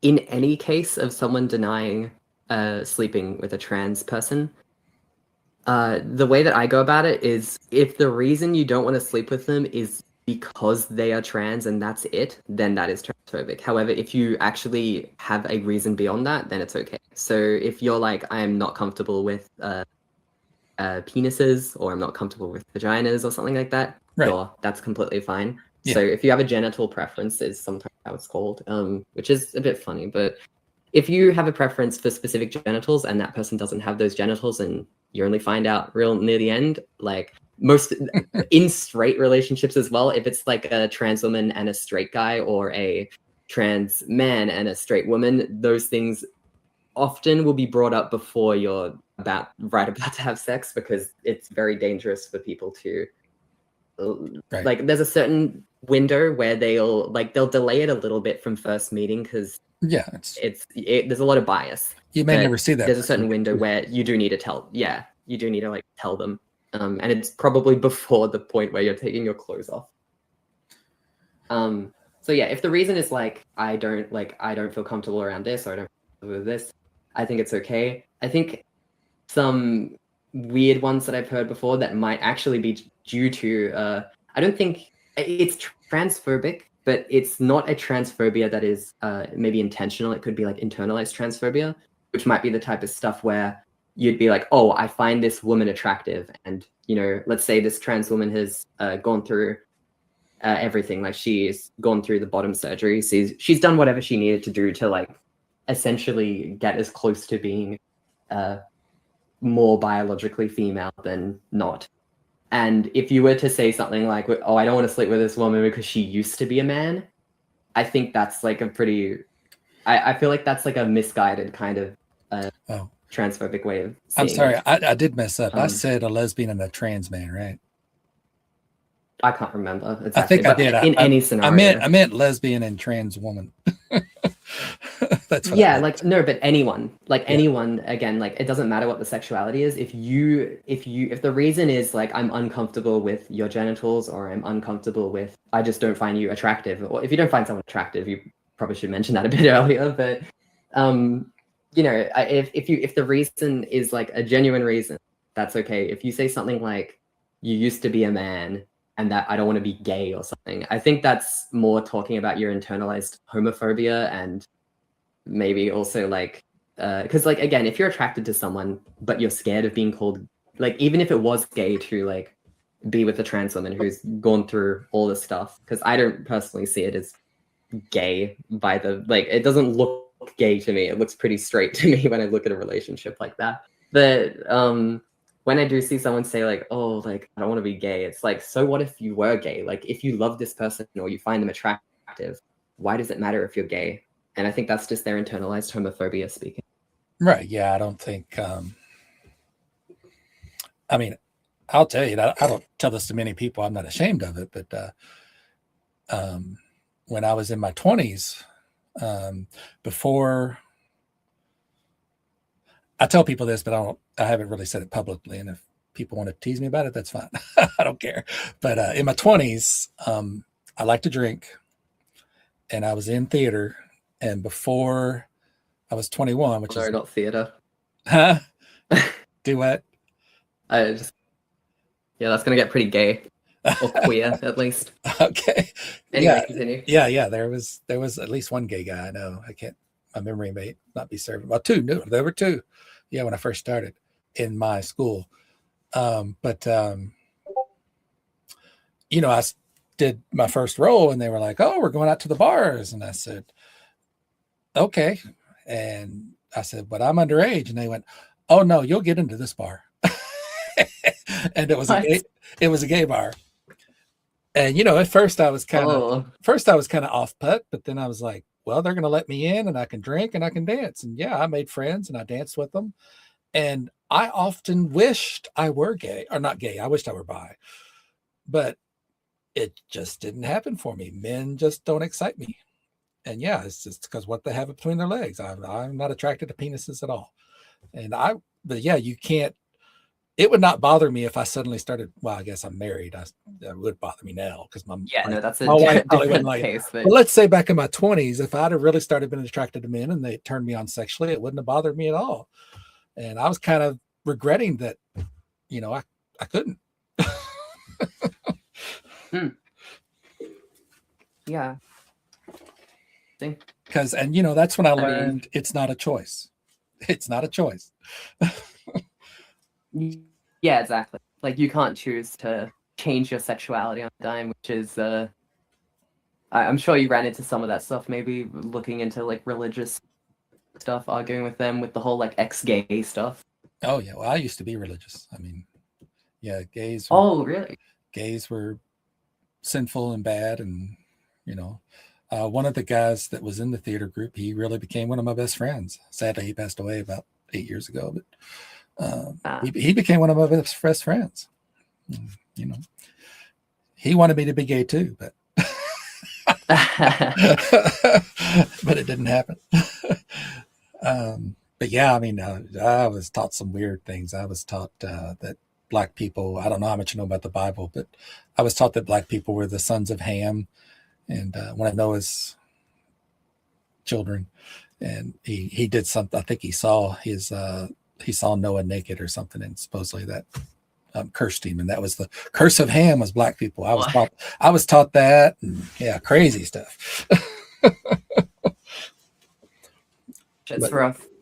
But yeah, I mean, I did that and didn't have a problem with gay people. I was like, I mean, they'd hit on me, and I'd say, sorry, I'm straight, and they go, okay. And I had a girl I started dating, and she actually told me that if I was going to be friends with gay people, she couldn't date me. And I was like, okay, bye. I'm not going to let anyone tell me. The funny thing is now we're Facebook friends, and she is very supportive of gay people now. So she might have had something happen. I'm glad that did happen. That's the funny. I've never talked to her. I've never reminded her of that incident. I don't know how she'd feel. Yeah. I just leave it as it is. Nah. Funny. Actually, speaking of like having kind of almost opposite pasts or something, I also used to be. I got pulled into a lot of the like right wing kind of stuff when I was like a teenager, actually. And I also was I wasn't like anti-trans, but I was like, this trans stuff sounds stupid to me. Which is kind of funny foreshadowing considering I would become one later. But yeah, no, it's definitely it's interesting how people can change, learn new stuff. Do you and all that? What would that person you were back then think of you now? It wouldn't be like disdain or hate because I wasn't in it super hard, and I have mostly been I wasn't more into trans stuff. It was back then. It was more the whole like I think if you remember the time on YouTube, it was very like anti-SJW type stuff or whatever that fell on. Yeah. It would be like getting angry at feminists because feminists ruined my movie, or like stuff like that, where they'd start blaming like DEI or similar kind of stuff like that, like inclusion and quotas and stuff like that. And trans people were mentioned a bit. The way that I remember seeing it is I remember saying trans women are women doesn't make sense to me because I forgot the reason. It's like I forgot what way I thought about it. I probably would have just thought like I was a little bit weird, but I think it also could be due to like, how do I word? I had a lot of internalized transphobia, homophobia back then. I wasn't rude to trans people, or I didn't like try and misgender people, but I was like very like I don't really know how to word it. I was very if I ever saw a trans person, like I would be trying to figure out in my head, what would have this person looked like before they transitioned? Like I was trying to imagine them as more masculine, which is a weird thing to do. Mm-hmm. And I didn't have like a terrible opinion of trans people, but I wasn't like a great one. Okay. So yeah, I'd probably just be like, you went down that way. I probably would have thought like, oh, you actually did that. Interesting. Probably what I would have thought. Do you in religion, which is really my primary field, I kind of got obsessed with this for a while, but I'm trying to get back to my religious stuff. I'm an atheist, but yeah.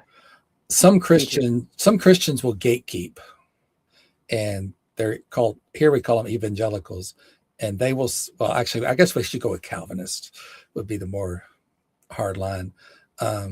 They will, like if you say, I used to be a Christian, they will go, no, you were never a Christian because you're an atheist. Yeah, now. Yeah. So do you think... I think atheists do that as well. Do they? Yeah, they when have people some. are like, I used to be like, they'll be like, I used to be a hardcore atheist, Yeah. and then I found God, and now my life is fixed. And they're like, well, you probably weren't that much of an atheist then. Yeah. Yeah. So do you think? So when you I don't think I identify- was super anti-trans. Yeah. So when a I don't person It's like, identifies, some people say, I knew this when I was 4 years old. And, oh, okay. some people, I don't know what they say, but I don't hear them say that. But then they detransition. Do you think a person that detransitioned was never a trans person? Really?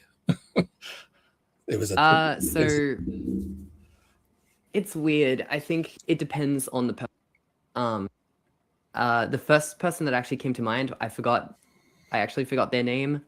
But I think you actually have played a clip of one of them in one of your videos at some point, where it was an interview between him and Buck Angel, I think it was, and he was some Yeah. younger Yeah. guy who said he detransitioned after taking estrogen for like a couple of years. I think it was like 4.5 years, but I'm gonna be not. He was like, if he was on a decent hormone regimen, I don't think he would look the way he looks. Like he looks like he didn't really get any changes. But anyway, what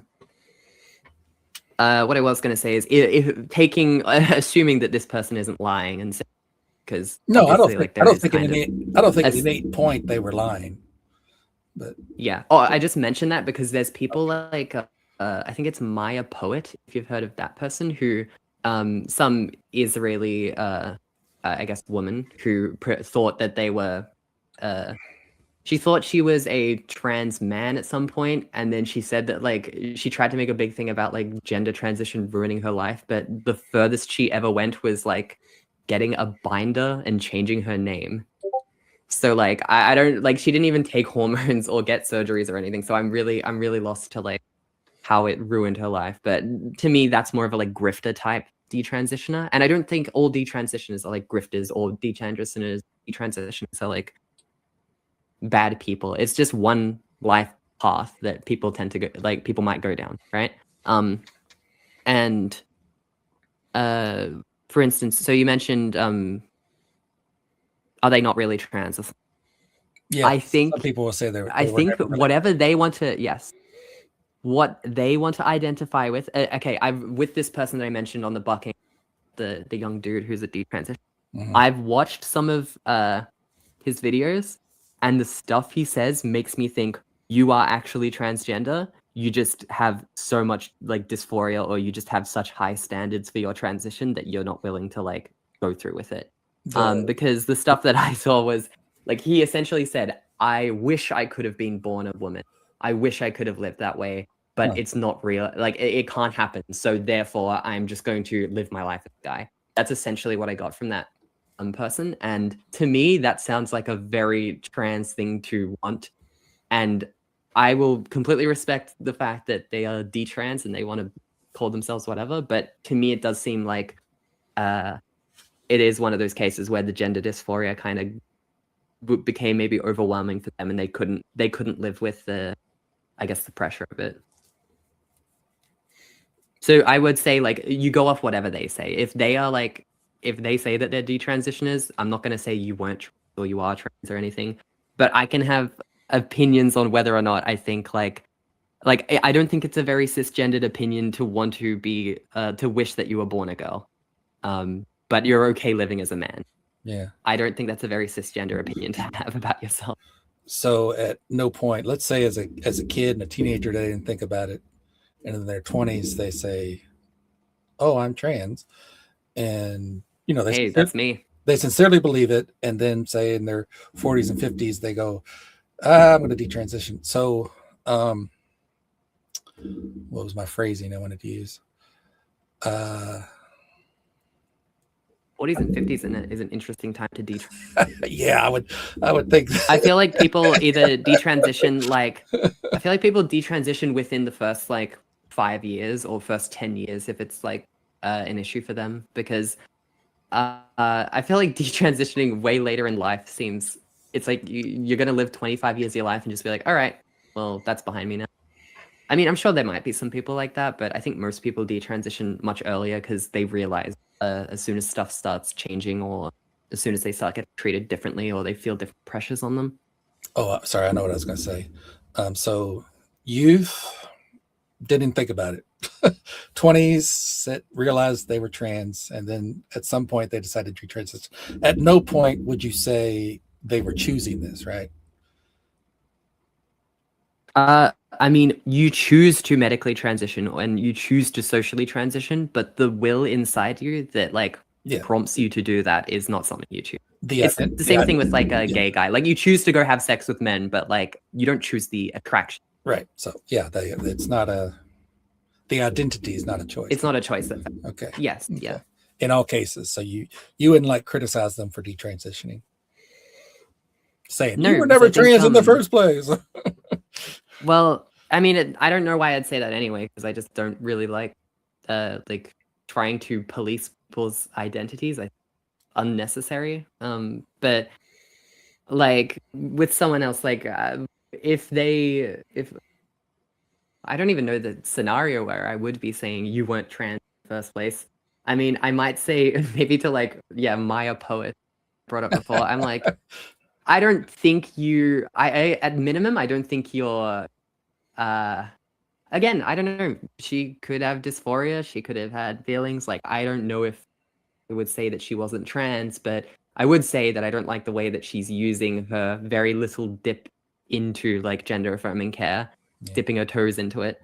Because she didn't go very far, and then using that to like kind of weaponize her experience as a way to say trans people bad. I think that's like a, you know, I dislike that. Yeah. I've seen her but I haven't really examined their situation much. I actually, yeah, I might be misgendering. I don't know if they're non-binary now or something, but yeah. From the last time I checked, it was Yeah. D-trans, like FTMT to FTMTF. So I was going to use feminine pronouns for her. Yeah. You know, it's funny. I just said they or there. I use that. I use that all the time, even when I know how somebody identifies. It's just something I grew up saying. You know, where's Bob? They went to the store. You know, even though Bob is he him, and some people get on me about it. It's like that's just the way I talk. I say that about everybody, even if I know. I think it's also yeah, or even if you know their sex as well. Yeah. I think and that's the thing that I think about this, where I think people who are trying to say, I define things this way and I must call you this because that's the truth. I think that stuff is kind of losing your humanity, and you're just trying to be a dick in some way. Because I like, again, if you're talking to a person and you're actually treating them like a person, I think most people will have some level of like just respect for that person's identity, even if you disagree with it. I don't know if you like have met I mean, you probably have, but there's plenty of, I don't dislike people because they're religious. I dislike the religions themselves. Right. And I mean, there's plenty of Christian people who are super fucking nice. And I'm not going to shit on them for their beliefs or anything. I'm not going to tell them that, oh, by the way, like, why are you praying? Your God doesn't even exist. Like, that's just a dickhead thing to do. That's how you become like the dickhead atheist. But like, and it's the same thing with like the way that I see that, I guess, gender critical people should treat trans people, where it's like, if you're going out of your way to keep calling someone like, you're a man, like, I need to use he, him pronouns because that's the truth of the situation. I think like that stuff is, first of all, goofy. Second of all, just like kind of unempathetic of other people's struggles. Yeah, because like they already know that. That's why they call themselves. That's why they're trans, right? Because like trans people know that they came from that side. Right. Hopefully. Well, they have to. It's kind of implicit. Again, like if you are transitioning, it's because you know that your body is not the way you want it to. And like, I've never heard of a trans person who define themselves as I'm sorry. Most times, if someone says, pardon? You cut off at the end. Oh, I said I've never seen a trans person. I've never known of a trans person who would try and argue that they were cisgender. argue they were cisgender. Like, yes. Okay. So like you might hear a trans woman say, "I am a woman." Yeah. When they say that, they don't mean that they are a cisgender woman. They mean they are a transgender, and you can just drop the prefix start. Like that's what they mean. Yeah, I was going to say. But yeah, I've never heard someone. Sorry. I was going to say my wife's a Christian, so Oh. Okay. Yeah, she and she's a very wonderful person. Yeah, exactly. Like, again, like, I don't think these things have like. You don't have to make enemies of people because they have a different opinion than you. Of course, it depends on what that opinion is, because like, kind of hard to be friends with someone who thinks that you're like, just a fetishist sexual deviant that is like going against God's nature or something, or God's will or whatever. It's like it's kind of hard to be a friend with a person like that. But yeah, people can find a way most of the time. That gay person I was talking about that was one of my best friends.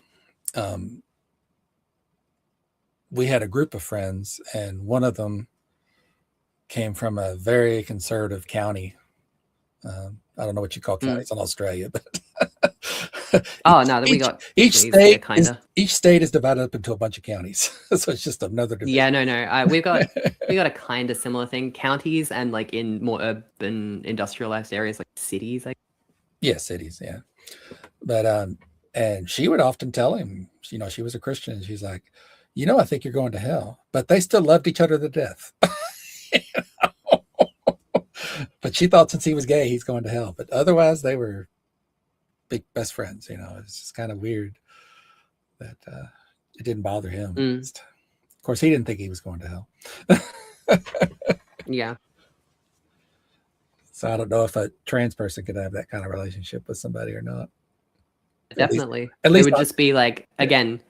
Oh, sorry. No, go ahead. Oh, I was gonna say.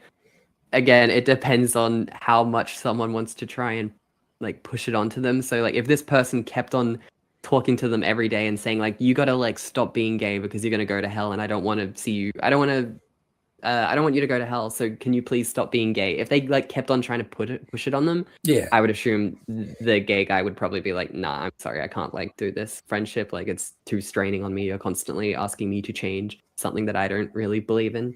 No, she fully. I think it'd be similar to. She fully believed it. I think it wasn't a criticism, really. No, exactly. Like again, like I think like it's like someone can think that I'm going to hell because I'm trans and queer, all that. But like, as long as they're not like constantly mentioning it, if they like say it once because they just felt like they wanted to mention it. I guess that's fine, but like I'm not gonna. I don't know. It's just if it becomes an issue in the relationship. Yeah. So that kind of connects to the last question I had, not tonight, but the last question on my list that I sent you. In America, or I'll say the USA, since there are other Americans. In the USA, we have the Bill of Rights, and the first bill says freedom of religion. So if we have either a conservative Christian or a Muslim, and according to their beliefs, they should not be in a bathroom with the opposite sex, whose rights do you think should come first? I think that, personally, we don't have that. Yeah, that's why we don't have. We do have a freedom of religion. Like you can practice what religion you want, but obviously there's restrictions, right? If you want to sacrifice every 12th infant born or something, right? Yeah. We're probably not going to allow that. Like there's a certain level where it's like, okay, like killing other people is probably not something that we will allow. Or again, from what I understand, you don't have the religious like authority to. You don't have the religious authority to demand, like, I don't want to work with any women, or I don't want to work with any gay men, something like that. Right.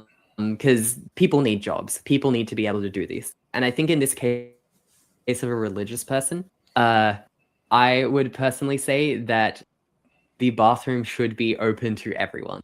And I think there should be like, I don't think there should be exclusions where it's like, okay, because this guy needs his religion to be satisfied, we shouldn't let this person. I think it should be like, if you really need to like keep that up with your religion, I feel like you just need to go find either private bathrooms where it's a single stall, or not a single stall, but a single room, you know, the ones that has like toilet and a sink and hand dryer or whatever in it.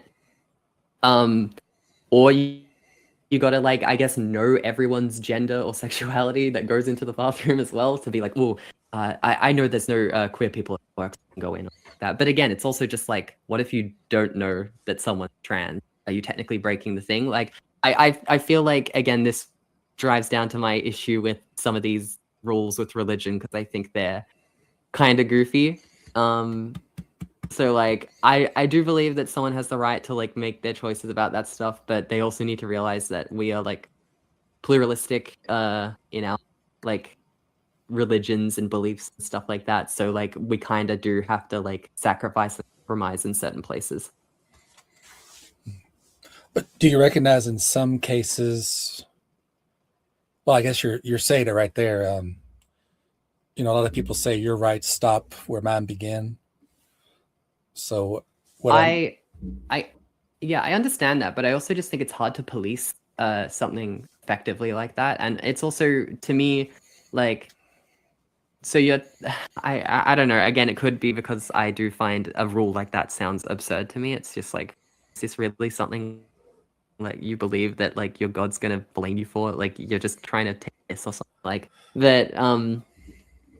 I think it is really difficult though, because again, what if we do have like an intersex person? Let's say you go to hell because you use a bathroom. Just to make it simple, you go to hell because you use a bathroom with the opposite sex. What if we have how would God have defined sex even? Would he have thought about intersex people if there was that person with complete androgen insensitivity? Is that person would be like sexually, they would be referred to as a male. Like, they are male, however they are phenotypically female. So someone like that could be a male woman without being transgender. And it's like, okay, if that happened and then God like scrolled back when you're in like whatever it is, like purgatory or judgment day, whatever, and he's like, oh, by the way, like, you did everything right in your life, but this one part, there was this person who has this intersex condition and they were actually male, and so they went into this bathroom with you and you did the wrong thing because you should have known that that was this is actually someone of the opposite sex. I find that just like, well, I don't know, maybe that's just like atheist brain. I mean, they have the right. I just find it very silly. They have the right to believe that nonsense. Yeah, sure. But again, the thing is, like, you mentioned like, all my rights, or like your rights end where mine begin. Again, it's like, if your religion says that you should be not hiring people who you shouldn't have people who work for you who aren't part of your religion. That's I don't even know if that's part of any religions, because I think a lot of them actually do tend to say you can have people work for you, you just shouldn't pay them. But like, if they had a rule like that or something, there's a point where we have to step in as a society and be like, if we let this happen, we're just going to discriminate against this group of non-religious people. If we had a 50-50 split, and this religious group was just not hiring anyone, then we're going to have an imbalance of jobs, and that's going to harm those people. So we kind of got to step in and say, well, I'm sorry that we can't fulfill your religious right here, but it kind of infringes on everyone else's ability to live and function. Have you heard of Mormons? I have heard of Mormons. Okay. Yeah. So they're out in our state of Utah mainly. And we were told, we had a waitress there and we were talking about it, and she wasn't a Mormon, but she said it's not something overt that they really say out loud, but it's a lot easier if you're a Mormon to open a business, run a business, get customers. It's very hard for anybody else to do something like that, even though, you know, the law says. Because that's the other thing about like enforcing the law,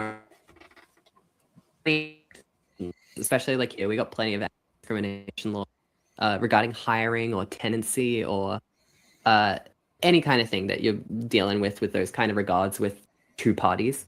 And it's just like, people can like technically discriminate, but also legally not discriminate. Like if you have two resumes, right, and you interview both those people, they're effectively the same person, or they do the job effectively the same way, and they have a similar personality, they have similar everything, except one of them's gay or one of them's trans. You can pick the straight person every time, and technically that's not illegal, even though you clearly are like a discriminatory person. You know? Is that in Australia? Well, you can't discriminate based on someone's gender. But if you say, "Oh, they're the same, they're essentially the same person," I just picked the first one, and the first one is like, or like, "Oh, I just felt like picking this one." Like it's because the only reason, like, I don't know the exact like criteria that you need to, I guess, charge someone with this kind of workplace discrimination or like hiring employer discrimination.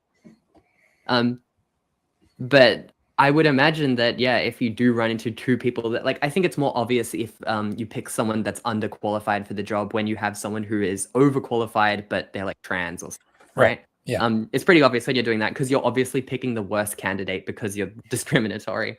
But when it comes to things where it's like, what if they're like roughly the same? It could run into more issues of like, oh, like, is he biased because he only picks the straight ones when he gets these like people who are very similar?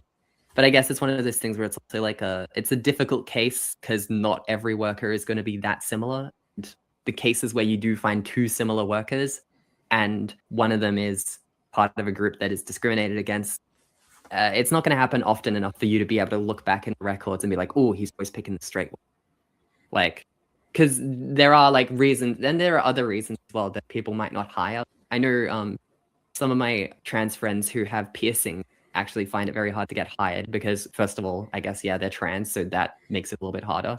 But also they have piercings, and a lot of places just have this little, like, they don't like piercing. They don't like having people with face piercings being customer front type people, customer service related stuff, because they think that it's scary or it's it looks like it looks intimidating. It looks like not friendly.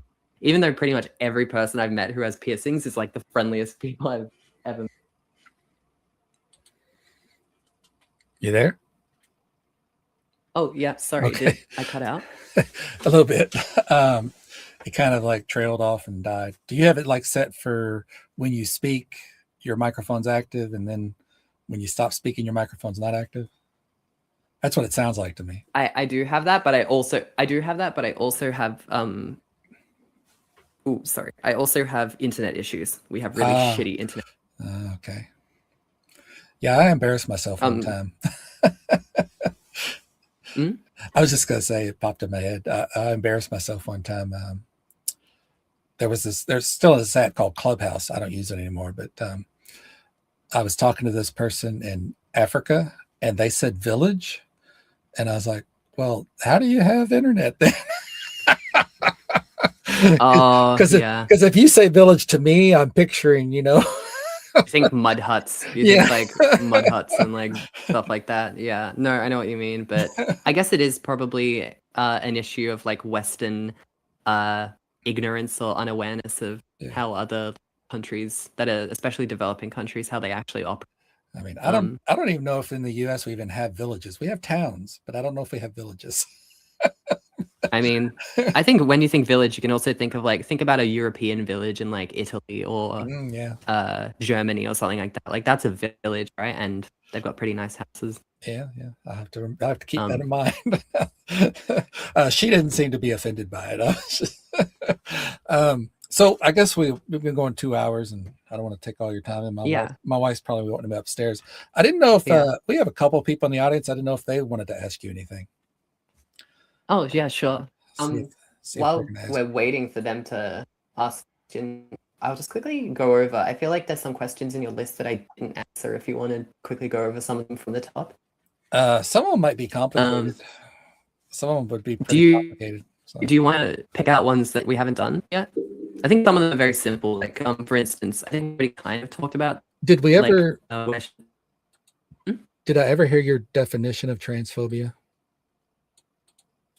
I don't think it. But transphobia would be is it again?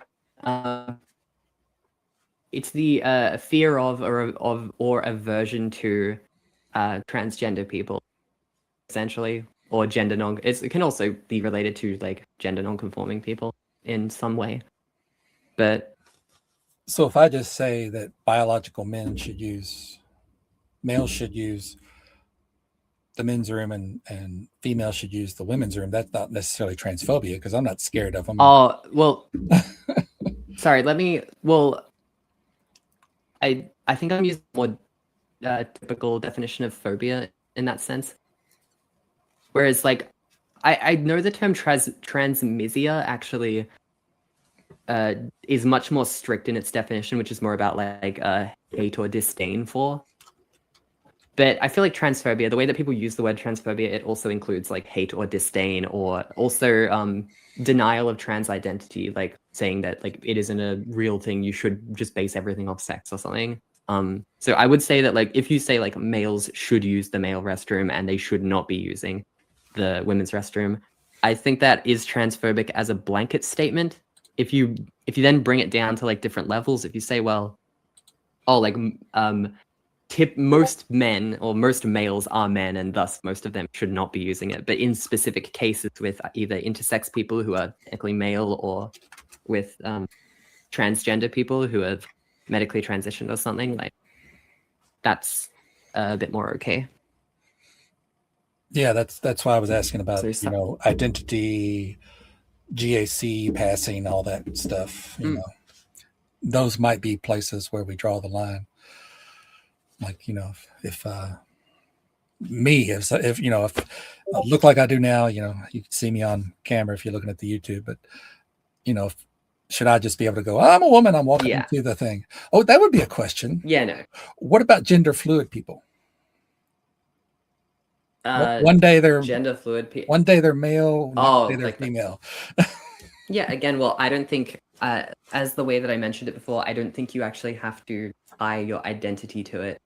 I think it's more of a judgment on which place you feel will either reduce the amount of potential like harassment or harm you might get, and also just like the place that you feel more comfortable. And because most people, right, when we're talking about most people aren't sex offenders. Most people are not trying to start violent things. Most people just want to go into the bathroom, do their stuff, and leave.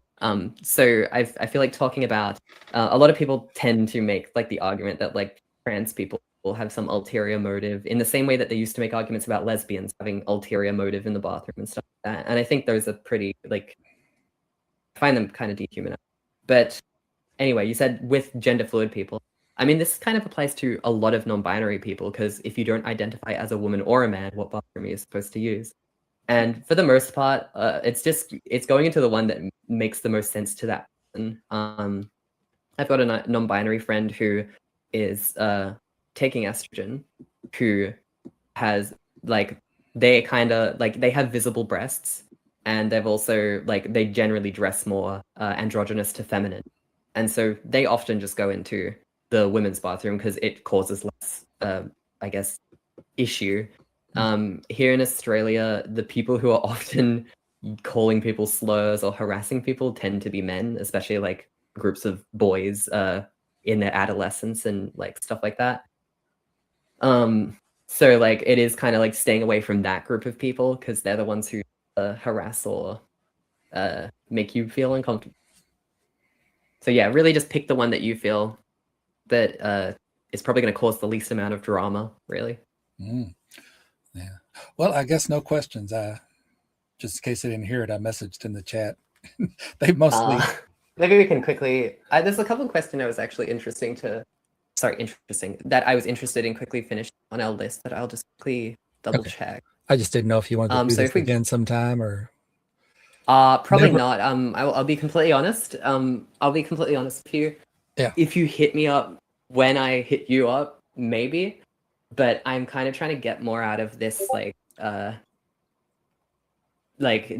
debate type, or like talking with I guess people who are anti-trans. I think you're a lot better than I thought you'd be based off the content that I've watched from you. Like there's a lot of things that I've seen you say or post, and I'm like, oh, that sounds really bad. And then I've talked to you, and it wasn't bad. So, I think that was actually there's some post you had on your channel where it said trans is actually like the privative adjective or something. Yeah.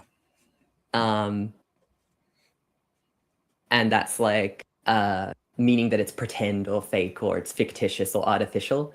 And I found that kind of like I was like, oh, that's a little bit like I don't think it is at all because trans is just like a Latin, if I remember, it's a Latin prefix that it doesn't mean you're not like from my side of things, it doesn't mean you're like a fake woman or not a real woman. It literally just means like you're a woman from the other side. And I guess from my perspective, because my definition isn't based off sex, a male woman is not an oxymoron. Like No, that is something that's not that can actually how I mean it. I just mean it's being used in the way that the word's not normally used.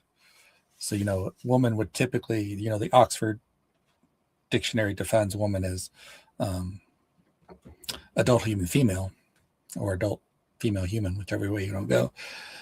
And Yeah, yeah. they're saying trans is saying this is not an adult human female. So no, I don't Oh, mean it. I well- don't mean it to be you well, guys I are think- faking it. Okay, well maybe that's okay, well that sounds very different then because the way that you the words that it describes when you say privative adjective are words like fake and fictitious and artificial. So you're essentially saying like when I Yeah. heard it, I'm like, oh, you're saying fake woman. But what you actually mean was it's not referring to your classical definition, which is adult human female. It's referring to Yeah. in this case, it might even be referring to adult human male technically. But it's Yeah. got other things that add on to it that make it a bit more complicated than just any adult human male. Like it would be an adult human male that whose gender identity aligns with their understanding of the female, their schema of the female sex, or something along the lines of that. But I'll try to find a better example. no, it's okay. Fuck, my mind just blanked. The hell were we talking about again? What was that? What were we just talking about? Staying in a Discord call for too long and go crazy. Privative adjectives. Yes. So I think I must have. I mean, the way that it was worded, maybe it just seemed a lot more like, like a denial of trans identity type thing. Whereas, like, I'm guessing you must be in terms of words, you don't think that like the word woman is like univocal, do you? I think when it comes to biology, it is, but obviously, we use it in different ways, just like many words. Just like Yeah, a big like, one. A big one is set, S-E-T. That has a ton of meanings. Oh yeah, I think women has like, I think most words are not univocal. Yeah. I think there's especially with women, I think there's plenty of times in daily life where you will see people use woman and they actually refer to something else other than adult human female. For example, actually, you know what's funny? Since I actually I've legally changed my like sex because we're allowed to just do that in Australia. Costs a bit of a bomb though, but I've legally changed it, and because I turned 25 recently, I got a thing in the mail that said I need to go get a pap smear, which of course I don't need to get it. But it also said, do you know the wording that it used? It words it and it says women over 25 need to go get a pap smear for 7. Now, in that sentence, they don't actually, the direct like referent that is relevant in this case isn't actually adult human female. It typically will be adult human females, but it's more specifically people who have an intact cervix. So yes, most people who are adult female humans will probably have an intact cervix. But if you're being super like, nailing down exactly what they're referring to here, it's people with a cervix. Because even if people have already had cervical cancer and they get a hysterectomy, they no longer have cervix. So they are an adult human female. So they fit into the woman category, but clearly they shouldn't be going to get a pap smear. Well, I usually say past, present, future, or not functioning. because people will often do that. Well, what about a old lady that can't give birth? Well, okay. That was I bad. think That I was think it gets past. confusing.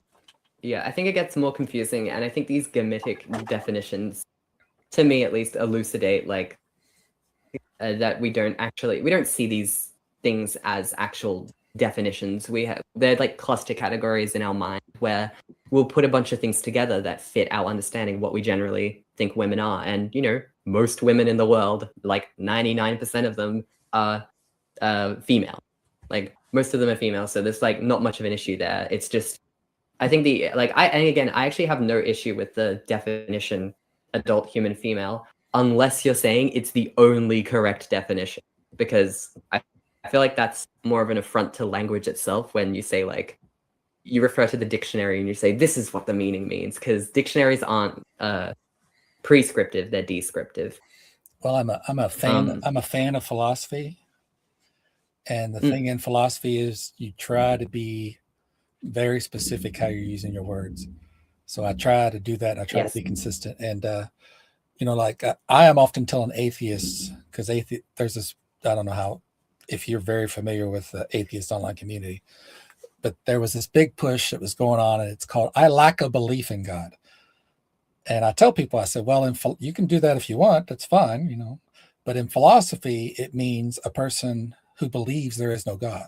They're like, no, it doesn't. And I refer them to the Stanford Encyclopedia on Philosophy, because that's when philosophers are talking about atheism, that's what they're talking about. They're not talking about lacking a belief. And so, yeah, I try to What would do that. when you say lacking a belief, would you say that would be specifically like an agnostic atheist? Yeah, because you should also then lack a belief that there is no God. That makes sense. Yeah. But they whereas like a Gnostic atheist would be someone who is like, I know that there is a God. Like that's my claim. Claim is that there is. Yeah, or high confidence.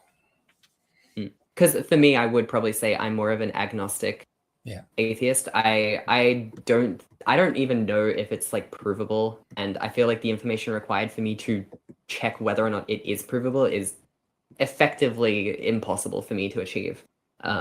So I kind of just say like I can't make a claim either which way, but from everything that I'm seeing, it doesn't make any sense to me that there would be a God. So I just live my life as if there isn't.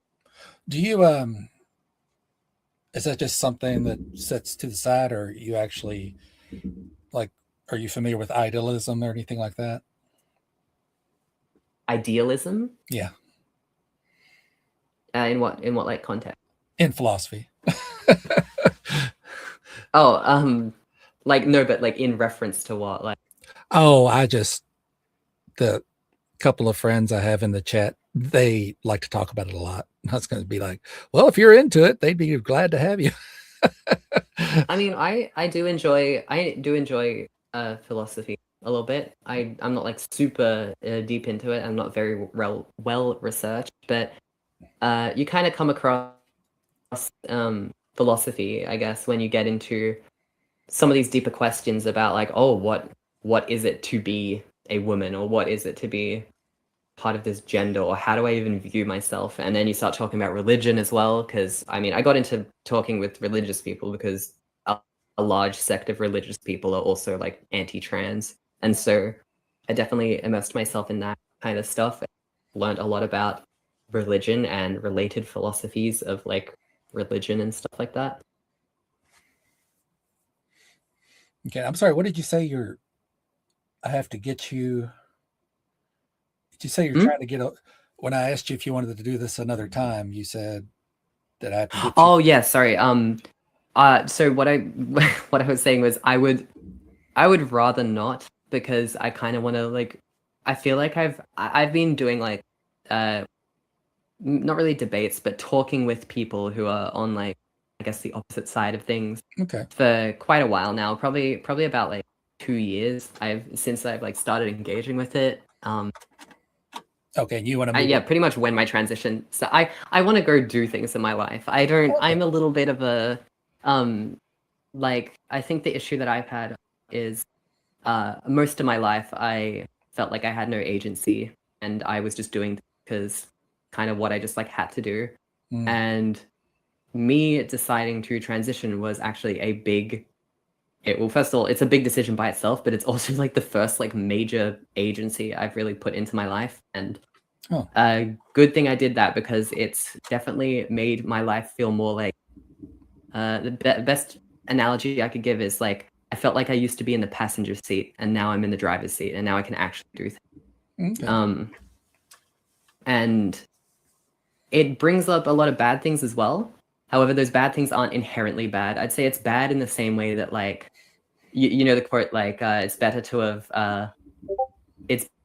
have loved and lost than to never have loved at all. It's kind of like that quote where it's like I used to not have very intense well, I did have pretty negative feelings, but it wasn't like I didn't feel super bad or feel my emotions that strongly. But now I'm much more engaged, and I'll have lower lows, but I also have higher highs than I used to have. So Okay. Well, I appreciate it feels that, like it's then. generally worth it.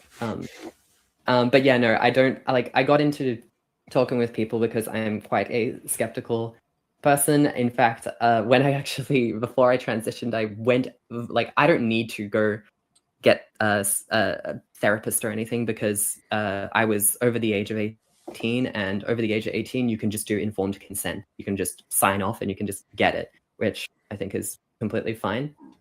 And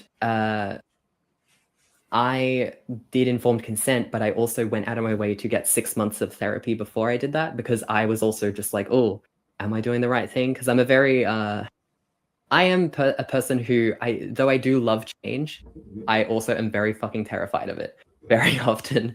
And so I like didn't know whether or not I was like, oh, is this going to be a good decision for me? Am I going to like regret it in a bunch of years? Oh, what if I'm not trans? What if I'm just like this or something else? And I went through like all of that, and I was super skeptical about everything. And eventually I got to a point where I'm like, I've exhausted pretty much all of the options that make sense to me. So like, where the hell else do I go but the one option that's like remains? And I feel like that's kind of a progression of that, where I still talk to people and I'm still trying to figure out like, oh, am I on the right path, or am I doing the thing that I think is reasonable or good or something like that?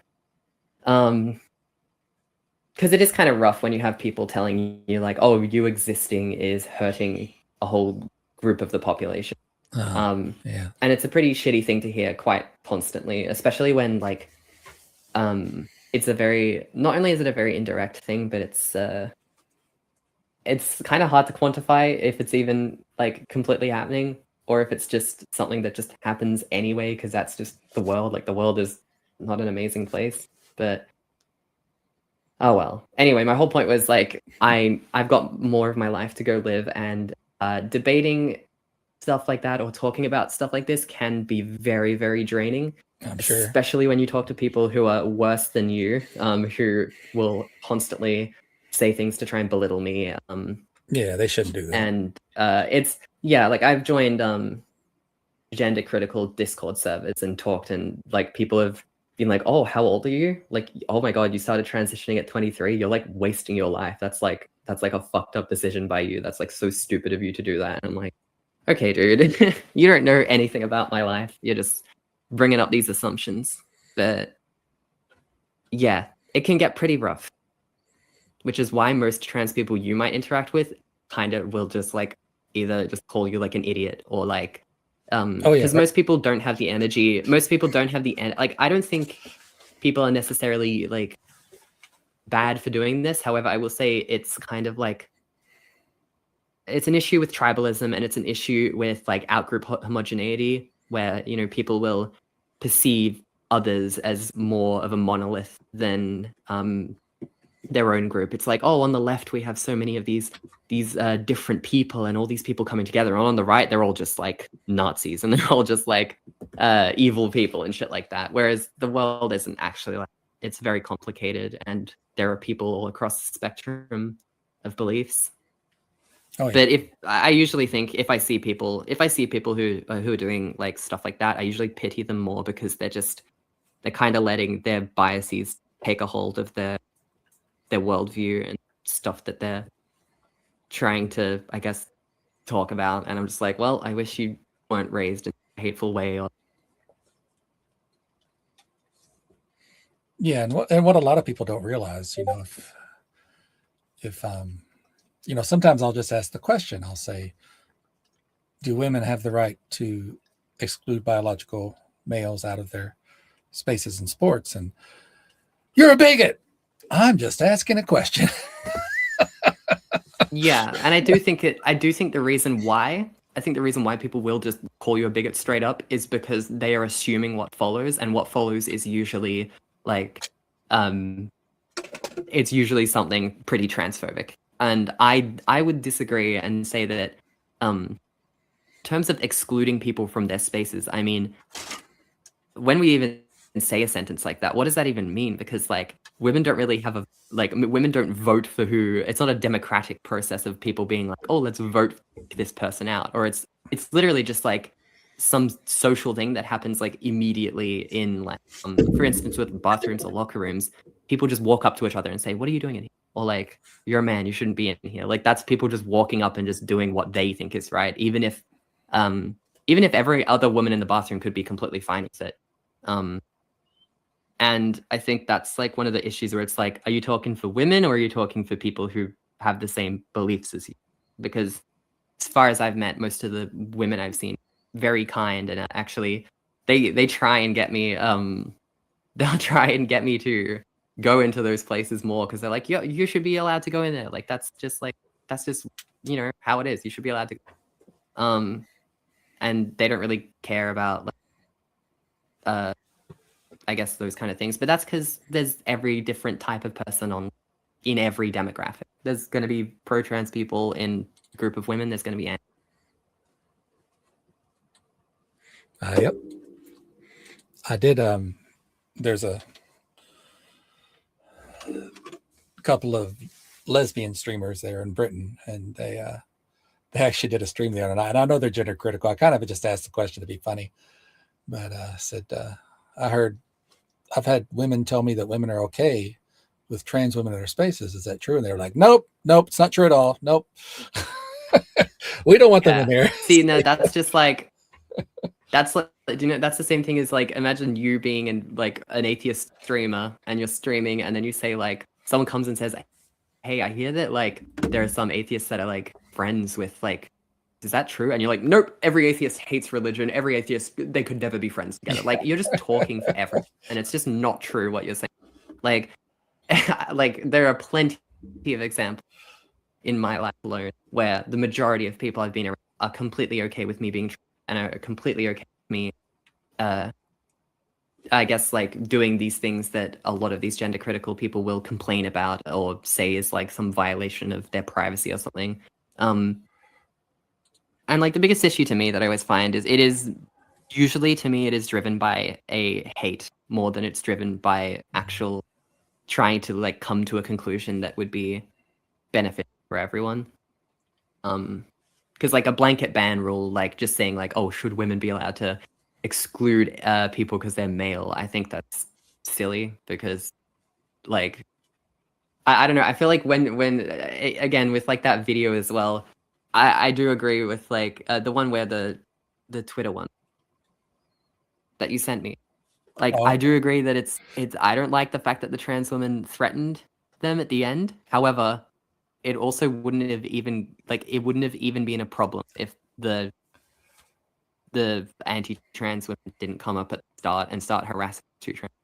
Like I'm not saying that it was deserved, but I am saying that like this problem only escalated because they made it a problem. These trans women were just like, I don't know, doing their makeup or something. Like it's like people who want to make it a problem. Like if I'm washing my hands in the bathroom and I'm just sitting there washing my hands, keeping my, myself to myself, whatever. Right. I'm silly with what. Keeping to myself. I'm just washing my hands, going through all that, and then someone comes up to me with a phone and starts shoving it in my face and saying, what are you doing in here? You're a man.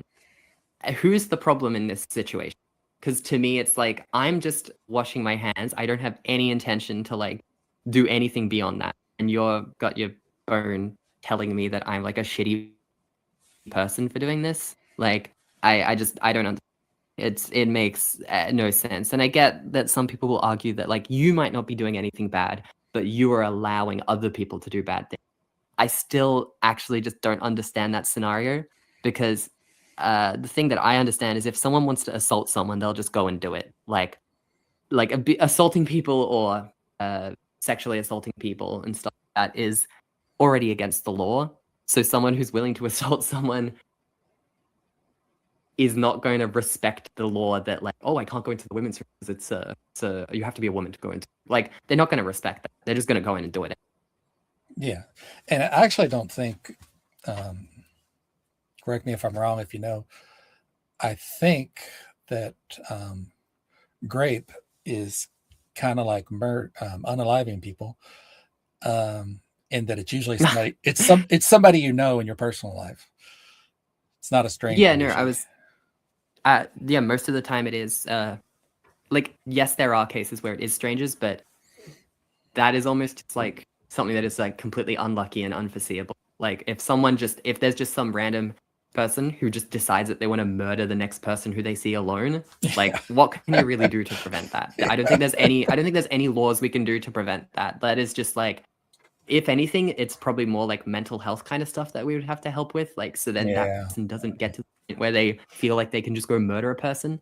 But like random acts upon strangers like that, yeah, as you say, like they are the rarest form in terms of assault and rape and unaliving. I've actually never said those words before because I've never been on a stream before, so that's really funny. But yeah, because like when I hear this stuff where it's like, oh, you're gonna make more women get assaulted, like, I don't see how, like, okay, if someone is trans or is pretending to, and they go into the bathroom, what does pretending to be trans or being trans benefit them in this situation? If there's several people in the bathroom, if there's several anyone in the bathroom, they're probably not going to commit a crime in front of everyone, because that's just like obvious. Like, if you want to commit a crime, you do it in the way where you're going to at least get caught. You're not going to just assault someone, and if you do try and assault someone, then those people are going to be like, hey, what the f are you doing? And then just jump on. Doesn't matter if anyone's like, if there's a biological advantage that men have in terms of strength. If there's 5 women around you, they're going to absolutely jump you because you're untrained, probably.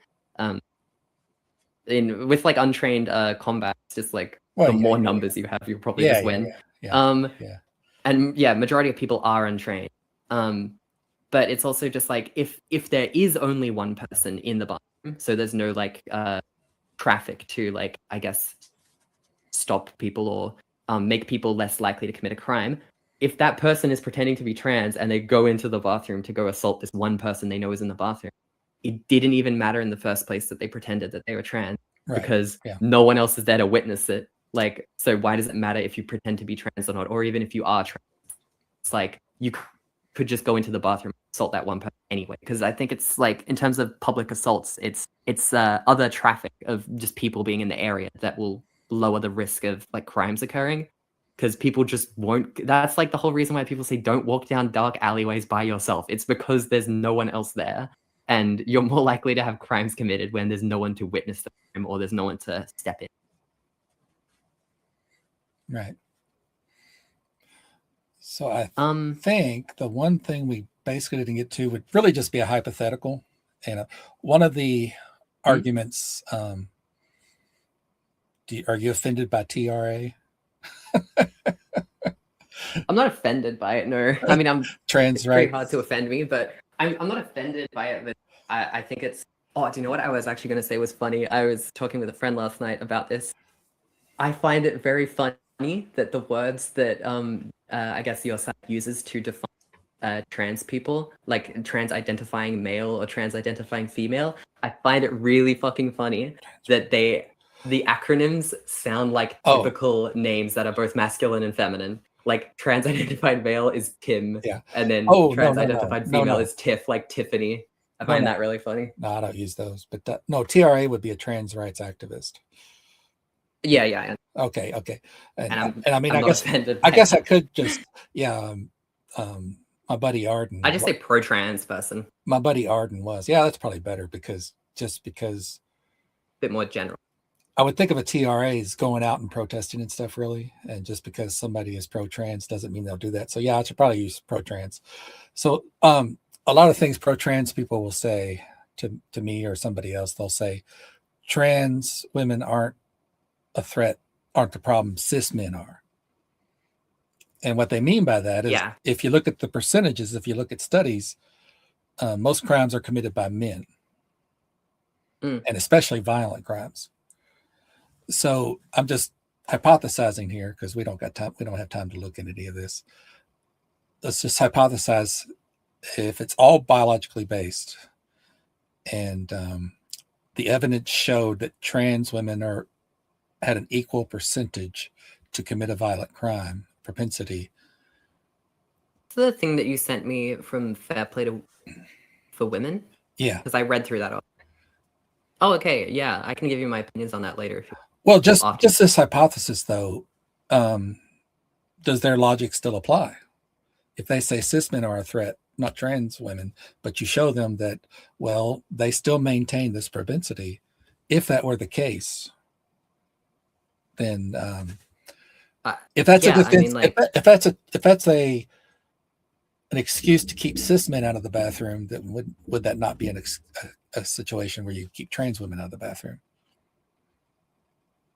Because it's usually the context. Yeah, I think I can understand that, but it's also a similar thing where it's like, I could also provide a hypothetical where, what if lesbians had a very high rate of violence? Then do we ban lesbians? And it's like, yeah, I guess, okay. That would be interesting.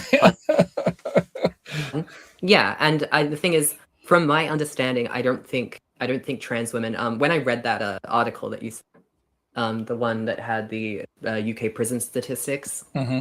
From my reading of that, I would not say that is conclusive nor rigorous data that would confirm that trans people are, or trans women specifically, are, what does it say again? 4 times more violent than cis men. I find that very that one was like pretty absurd to me, but I can understand that maybe there might be a lower claim where you say they're not 4 times more likely, but they're the same. They're roughly the likelihood. They're at least more than cis women. I thought that was just saying that, like say, if you took the population in the men's prison and 20% of them were in there for violent acts, especially against women, but then you take the trans women, then it would be 40% of the trans women in the women's prison. I don't think they were saying it was more likely. Yeah. But they were saying of prisoners, wow, this really with the way that they, yeah. What I was going to say was the way they worded it, and also the thing that you cited it from as well. The I forgot what it's called, like biology isn't bigotry. But the way that it was cited in that alluded to them trying to say like, this is the reason why you should fear trans. Like that's the reason why they wanted to publish those types of like data. And from reading, I read 60% of it word for word, and then I skim read the rest of it because it was getting a bit samey, and they weren't really. I would say it's somewhat poorly written for a scientific report. I don't think it was written very well. Yeah. But like it's they mention, at the very least they do mention how many restrictions they have, like the sample and the data that they're using, which I guess is good, but a lot of people don't bother about reading that. They just pick the first graph and the headline and say, here, look at this. It says trans women make up a bunch of 40% of trans women in prison are like sex. And I think it's again, I think it's it's a very complex topic, and it's also something that has so many different avenues you can go down and look for potential extraneous variables or errors. Like at least I know the UK has funny laws in terms of grape. It's got, I think the law is actually written that it was written in a funny way. It's like a person B uses their penis. Yes. Unwilling into an unconsenting person. Person A uses their penis into an unconsenting person B, whether it be vaginal, oral, anal, something else like that, and that's the specific definition. So by definition, cis women like can't rape people, which is, I think the way that I learned about that concept, like the whole concept of rape, it is literally just non-consent. it has nothing to do with Yeah, shit. penetration or anything like that. Yeah, If someone is yeah. making out with you and is just grinding up against you through the clothes, that would still be like great. Yeah. And so I think maybe some of the data might be a little bit warped. In addition to like certain reporting things, like I think they mentioned only like 15% of women report sex against them. I would be interested to see what level of men actually report sex offenses, because Yeah. I feel like it might even be lower, Oh, because not only do men have the I guess the whole thing. I don't know if you've ever heard of these scenarios, but I remember people have heard that like a male teacher has had intercourse with a maybe not had intercourse. Yeah, it is sexual assault. It's like assault or rape, and they've had that with a student who is underage, and then people will look at that very differently to the way that they see a male teacher with a female, because they kind of think with the male student, they're like, oh, he's like, look at that, he's a player, like he's getting it. Like it's this weird, I guess, like I don't know, it's this weird thing that people just see them completely differently. They see women as like, I guess women and girls as more like the victims, and men and boys as like oh, they must have enjoyed it, they would have had fun. Like, no, dude. I don't think, like, it's not really how it works. And I think there's definitely some stigma around men reporting rape or sexual assault, which probably lowers the numbers of reported women, because I think they were trying to make some big deal here where they're saying like 3% of sex offenders are women, and so like that's like an astronomically low number, to the point where I don't think it's actually real. I do think that like women will have lower rates of sexual offense, which is due to not only, I guess, biology, physiology, but also the way that people are socialized to do things. I think men are more socialized to like think that the world is their oyster and they can do whatever the hell they want with things, so they might feel more emboldened to do violent things just because they want it, or it's their world to take control of, or something like that, you know? At least more so than women. Did you watch Farscape? Did I watch what? Sorry? Farscape. Farscape. I've never. It's like I think it was produced in Australia. Is it a movie? No, it's a series. Yeah, it was series. It was on maybe before you were born. I was born in 2001, so yeah, it was on. It might have been trailing off by that time, but yeah, they had a funny scene.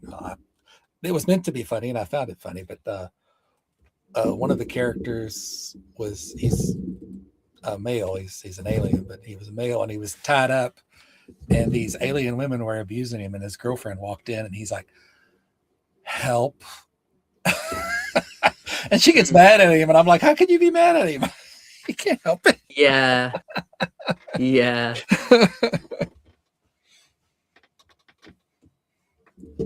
It is this thing that is kind of like, yeah, if a man's getting sexually assaulted, it's like more comedic, or it's like not actually taken seriously, which is kind of shitty, because sexual assault is sexual assault. It doesn't matter who's performing it. It's fucked up and like can ruin people's lives. But they were actually doing something to him to make him get aroused, even though he didn't want to, and he wasn't attracted to him. Yeah, which is that is like, it doesn't matter. And again, it doesn't matter if you are aroused by it, because that's more so like just like a physiological thing. Yeah. That you can't control, right? You can't control if you get aroused by something, but you can say, I don't want to be aroused. Like, you're forcing this out of me, or like, I don't want this to. Maybe people who think that have like a fundamental misunderstanding of like sexual assault. Yeah. Speaking of movies, actually, because I know it was one of the second questions, I actually couldn't find many Australian films that I actually really like, because I haven't watched. The most recent one I remember watching, I watched parts of what was it, Priscilla, Queen of the Desert. My dad was just watching it on TV, and I just like stopped by and just like checked some of it, which I guess is kind of oddly relevant to the conversation we're talking about. Yeah, that's an old one. Yeah, that is an older one, and I didn't watch it all the way through, so I can't full judgment. It was like okay. I thought for the time as well, it was actually pretty pretty progressive. It looked very like, I was like, oh, this is actually like somewhat good at explaining how trans people kind of feel, in a way that doesn't feel like demeaning or misunderstanding to a large degree. But in terms of movies that I can actually think of that I was like, oh, this was a good movie and it was made in Australia or something. Yeah. Have you seen Upgrade? No, The I haven't. protagonist is an American actor. It's actually a pretty good movie, and the reason I noticed it was an Australian movie because it's filmed in the city that I live in. So I recognized, like, I was like, wait, I've been there. And I was just like, I noticed some characters as well have like Australian, but I'd recommend it. It's a sci-fi movie about like, it's a future where technology is advanced a bit, and some guy gets into some shit and he gets paralyzed from like the neck down. He becomes a quadriplegic, and then someone offers him this miracle technology that can reconnect his like nervous system, and that's like the premise. And then shit follows from there. I'd recommend it. It's a pretty good watch, actually. Yeah, it's been on my list for a long time. And yeah, and I'm Nice. more interested in it because it was directed by Leigh Whannell, Australian filmmaker. Oh, I honestly don't know names. Well, of we stole him, so these kind of things. we stole him. So, yeah, he's done a lot of American movies since that. Yeah, We it's a solid. Oh, sorry, you go. I was just gonna say we stole him again. Yeah, okay. Yeah, no, we do get a lot of like industry poaching, artist poaching as well going on in Australia, but it is kind of because like our country just kind of sucks for like super big type like artistry or stars or that. If you want to make it like really big, you really do it in Australia. You have to like go to a similar for like some competitive stuff as well, because we're such a smaller nation. If you want to make it big, you got to go to like other places to start competing. Oh yeah. But yeah, no, it's a good watch. Sci-fi action type stuff with a bit of a slight detective movie almost. Not detective, but more like, you know, finding out clues, shit like that. Yeah, pretty good watch. Yeah. But a lot of good movies and just come to out of finish Australia. Sorry. I said a lot of good movies do come out of Australia, though. Oh, And, yeah, I haven't watched enough of them, unfortunately. One of my favorite films called Dark Horse, and it's from New Zealand, and I really like it. I really like it. It's about That's not Australia, though. Yeah, it's Australia. New Zealand is a completely different country. If you relate them to Australians, they'll be offended by that. Yeah. Yes, we have a similar looking flag, but they do not like being they don't like being called Australians, and vice versa. I don't like being called a New Zealand because they got their own. Sure. Yeah, there's a movie called Dead Something, but it has Zoe. She was I'm sure you're familiar with Xena, right? Because they had a lot of. Well, that might have been filmed in New Zealand. That might have been filmed in New Zealand, but I think Xena I think it was filmed in New Zealand actually. But Xena's stunt double is I think she's Zoe Bell. Where is she from? Oh, nope, she's New Zealand too. I'm sorry.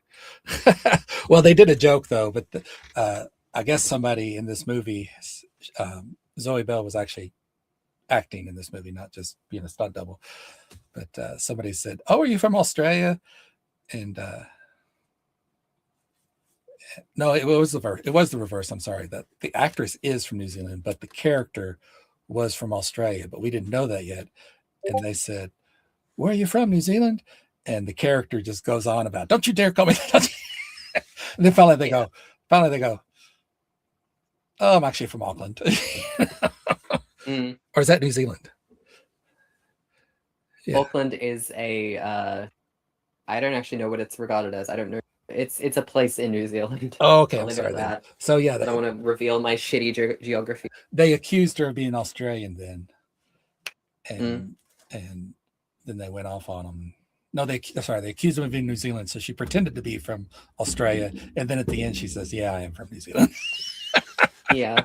Okay. But that's the first I heard of anybody that might be offended of being from Australia or New Zealand, or vice versa, saying, "Don't call me Yeah, I'd say the difference.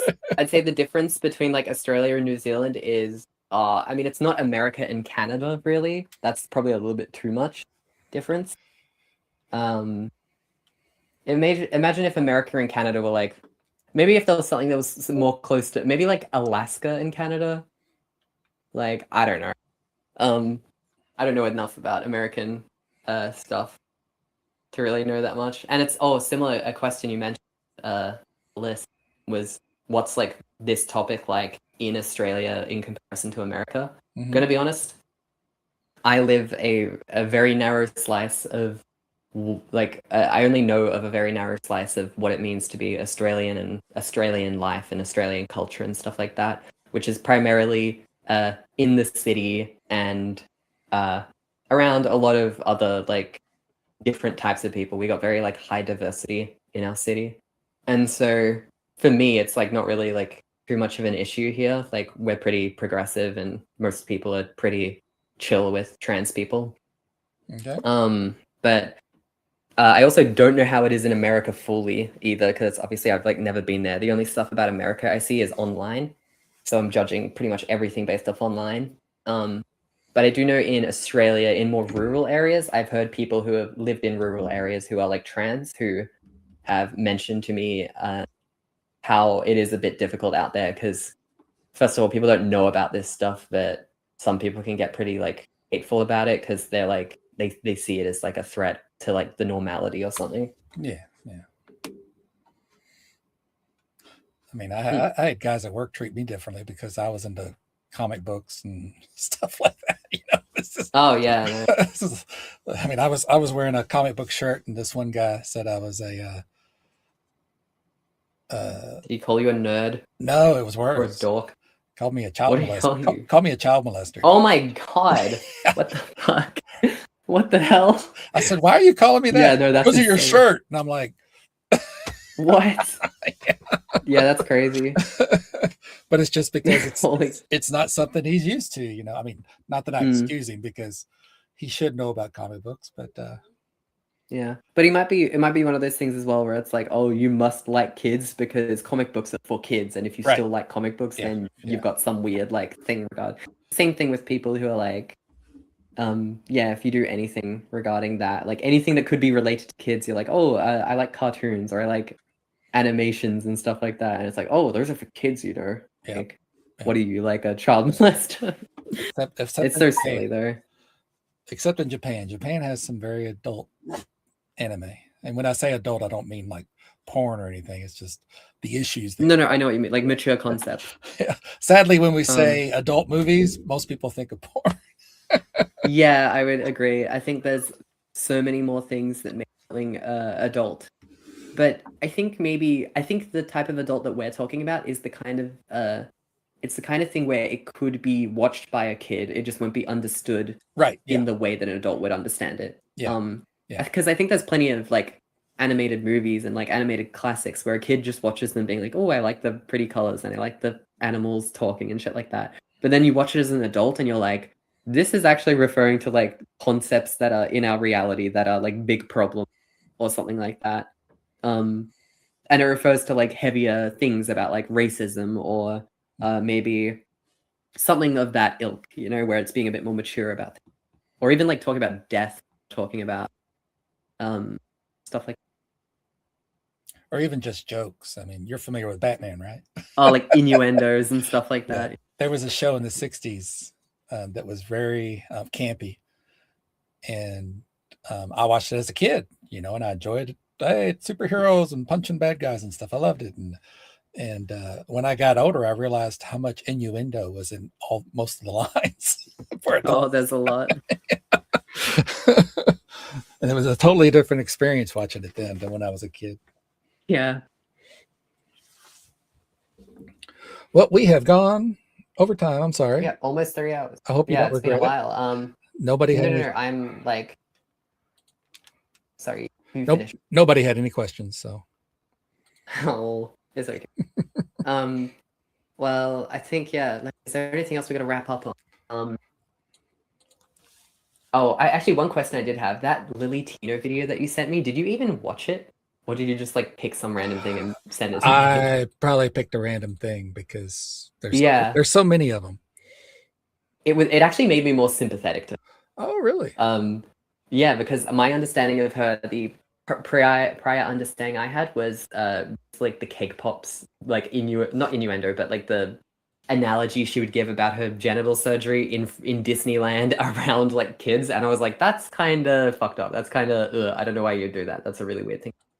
And then from this video, I learned more things about her, that she was actually way more reasonable of a person than I thought she was. And she more so just lent into the rage baiting and stuff like that to get more views. Yeah. So I still don't really like her that much because I don't like rage baiting personally. I think it's weird and unnecessary. But I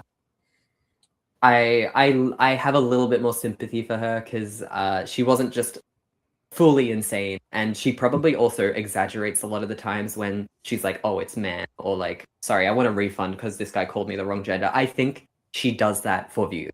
Oh. Which makes me feel a little bit more hope, because I'm also thinking like, these kinds of people aren't actually being mean to you. Like they clearly are just unfamiliar with transgender people and don't know how to like deal with that situation. Right. Because they apologize and they try their best to like correct themselves, but some people just they don't hang around trans people enough to know how to deal with the situation correctly. Yeah, sorry. Not the video, just Lily Tino. I just wanted to make sure you knew. Yeah, no, Lily Tino, honestly, this video made me think of her as better, but also in some regards worse. There was some other drama that got made about something. But the person who did the video, I feel like I ended up mostly agreeing with a lot of the stuff they're saying, which is why I found it confusing, because I was expecting you to send me more of like a hit piece on Lily Tino, where this one was more like, here, let me show you everything from the start of her career to the end of it, or the most present part of it, and also give my opinions. And most of the opinions this person gave were pretty reasonable. Also, yeah, the person who did it is a trans person. Oh my gosh, I'm so sorry. I did not know this video was 38 minutes long. I would have found you a shorter one. No, I enjoy watching long form content, so I ended up like doing it whilst I was doing chores or something like that. Yeah, I do that sometimes too. Yeah. But popping it on while I did the dishes or something. It was mainly just Lily Tino in general, not anything that video might have brought up. Yeah, no, pretty self-explanatory. I think if you're pretending to make outrage, which is pretty bad for optics, to make like rage bait content, I don't like that. I don't think that's very good. I think there's a level where like you can make it a clear joke, but people who don't know how to take a joke will think that you genuinely like you mean it sincerely, but that's just more like media comprehension or like media literacy. Like if you can't tell if someone's like being sarcastic or making a joke about something. Oh yeah. That would be me. I've heard like, yeah, no, I've heard some trans women like, I remember hearing some joke about there was some trans woman playing like some sport for fun with some friends, and she said like, oh, she like beat one of her friends, like she did better than them, and then said, oh, well, what can I say? Trans women in sports, am I right? And so like she made that joke, which is obviously like a jab at that whole thing, but it's like people would take that seriously and be like, do you actually think trans people like? Are you trying to say that trans people have an advantage? You're being transphobic, and you're a trans person. And like other people would just, people would go with it. They're on this joke. Anyway. So yeah, that video, and then I also looked at the other two posts. One of them was the French gynecologist who refused service, which was just goofy to me. Like, I don't care if you want to say you're ignorant to trans people. Like he said he didn't know how to like help. Yeah. I don't know exactly the processes that a gynecologist will do, but as far as I understand, there is actually reason for trans women to go to a gynecologist, which would be for checking pH levels and yeast infections. Because you can get those if you have a, I guess the term is neovagina. So that's still something that you can go to a gynecologist for. And this gynecologist, I guess he didn't know that that's something that he could still help trans women with. And he was also just transphobic because he also said, like, I only treat real women, which Yeah. is like, I mean, like, maybe don't stand, you could just say, like, oh, I'm sorry, I don't treat trans. But I don't know, still, it's funny. And the way he worded it, apparently he apologized about it, but like, maybe you should do a little bit more research on the group that you're talking about before you assert claim of your own. Yeah. Because if he did, he'd realize that there are things that he can do for trans women. Because, yeah, anyway. And the last post was someone in a Planet Fitness, like, jerking their gherkin, I think. Yeah. And that one's just like, it doesn't matter. It doesn't even matter what the gender is. Like, that is Yeah. just wrong. That is just a bad thing to do. Oh yeah. I guess the whole point of the article is to fearmonger that trans people are like these fucked up, like, you know, they're gonna go jerk off in the bathroom, like they're all these sexual deviants gonna do all this stuff. Like, I don't know if you know, do you know you probably know this if you're in gender critical spaces or stuff like that, or TERF spaces, but do you know the web magazine Redux with 2 X's? Yes. Yeah, that kind of thing sums up my thoughts on that article with the Planet Fitness one. I feel like it's one of those things where you'll just pick out and cherry pick all these bad things people do and be like, hey, look, a trans person did this and this is a bad thing, therefore all trans people bad. Yeah, that's wrong. I feel like you could do this about any group. You could pick any group because you know what? We're all humans. In every demographic, there's always going to be someone who does something shitty. In fact, there's going to be plenty of people who do things that are shitty or weird or whatever, like inappropriate. And so I feel like that as much as trans people are a minority, 1% is still a, like, that's not like a rarity. It's not like 0.001%. Like 1% is 1 in every 100 people you see. If you walk, like for me, when I walk in this city, I'm going to see plenty of trans people because I run into a lot of people in the city. Especially being in the city as well, it's probably going to be a higher concentration of trans people because it's a bit more progressive and a bit nicer. Oh yes, yeah. But yeah, like you're gonna run into plenty of these people, and there's gonna be plenty of them that do shitty things or bad things. And I dislike the whole argument where people will say, "Oh, then they're not a real trans woman because trans women don't do these things." Because no, trans women do things because we're human, and we'll have the same issues that other humans have.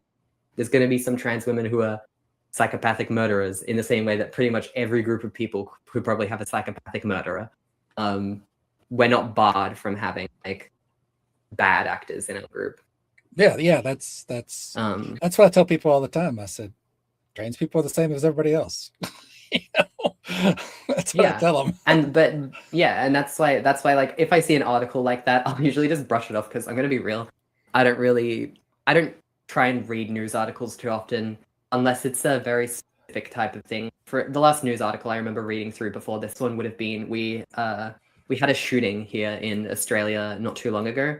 It was the Bondi shooting where a guy and his son, I think, got up and essentially just unloaded onto a crowd. There was some like Jewish event going on. Wow. And they just like unloaded onto a crowd with bolt action rifles or something like that. And kind of sounds a little bit, I don't want to say funny, but like it's kind of interesting because a lot of in America you probably have more like shootings that have semi-auto or full auto weapons. Oh yeah. People can get their hands on them a lot easier. And yeah, no, it was just a bolt action. I think maybe a pump shotgun as well. Forgot how he got them exactly, but yeah, that happened, and I read news articles about that, and I read like because the news articles from those posts are going to be a little less biased. It's something that everyone's going to be covering. Whereas when you see shit where it's like someone was caught masturbating in a like public place, it's like, do we really need to report on this? Like, I can understand, like, okay, but it's like, what's the point of reporting on it?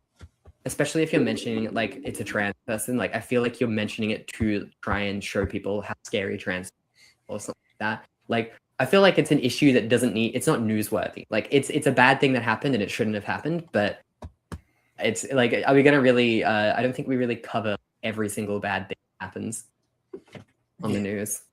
Yeah. Well, anyway, so yeah, I kind of disregard a lot of articles. I don't browse Redux. I don't rebrowse it at all, but sometimes it just comes up in things I'm looking at. Sometimes it comes up on my Facebook feed, Yeah. and I might click on it. But anything I was going to use from that, if I were to use anything from that, I would verify that it's accurate. Yeah. At least, And the thing was as well, like, the report. This was the crime. This was a person. yeah. Generally, I read through some of the things, and generally it seemed somewhat accurate. I will say the funny thing is they are reporting things like, I mean, last time I checked something that was like, 3 weeks ago they're reporting on, and it's a crime that was committed in 2016. Like, it's like a decade ago, and it's like, okay, like, what's the point of talking about this stuff? It seems like you're just trying to pick like the things that you sound the worst. You don't actually care about current happening, whatever. Right. Is that a dog? Yes, I have Is that 2 you dogs, and they're getting. Oh, you have 2 dogs. They're getting impatient. Yeah, that's it. All right. Well, If you watch the think video, that's pretty if you much- watch the video, I actually had my cat up on my chest for a while. wait, you have a cat as well? I have 2 cats, 2 dogs. I used to have 3 my and God. 3. Yeah. Oh, it's a shame. They only It's a shame that I have 2 cats. and live 2 so long. dogs. I'm not sure if I can see the cat. Oh, it's a shame that they don't live that long. Yeah. She is 18 or 19. Yeah. She's a yeah. old kitty. Anyway, I think I've mentioned all the links you've linked me. Hush. Beyond all the links, I think we got like most of the questions done. Some of them are like a bit more specific and stuff like that, but I don't know if they're super important. I was really just tossing stuff out. Yeah. No, that's fair. I think it was good. I think most of them were actually like at least interesting questions, maybe to people who don't talk to trans people that much. Yeah. Or at least don't talk to ones that don't yell Yeah. at me. I mean, like, I'm gonna be real. Like, Woo! I feel like a lot of this stuff is based off trigger words, and when either side says something that will like trigger them, they won't actually be arguing with the person. They'll be arguing with a straw man, that person. Right. Yeah. Yeah. So I don't know, if you start to say something that sounds super transphobic to me, like, again, reading some of the stuff and watching some of the stuff that you've posted on your YouTube channel, I got a significantly worse opinion of you. I thought you would be the type of person to be like, sorry, I must call you he, him, because that is the truth of your pronouns. They are tied to your sex. Like, I can't make any exceptions. I must do this. And clearly that isn't the way that you are. But I think it is, yeah, it is kind of just like trigger words. Like you see certain phrases or words and they'll make you think like, oh, it's one of these types of people. And you might have gotten the same thing from me, like on my first comment that I sent or something like that.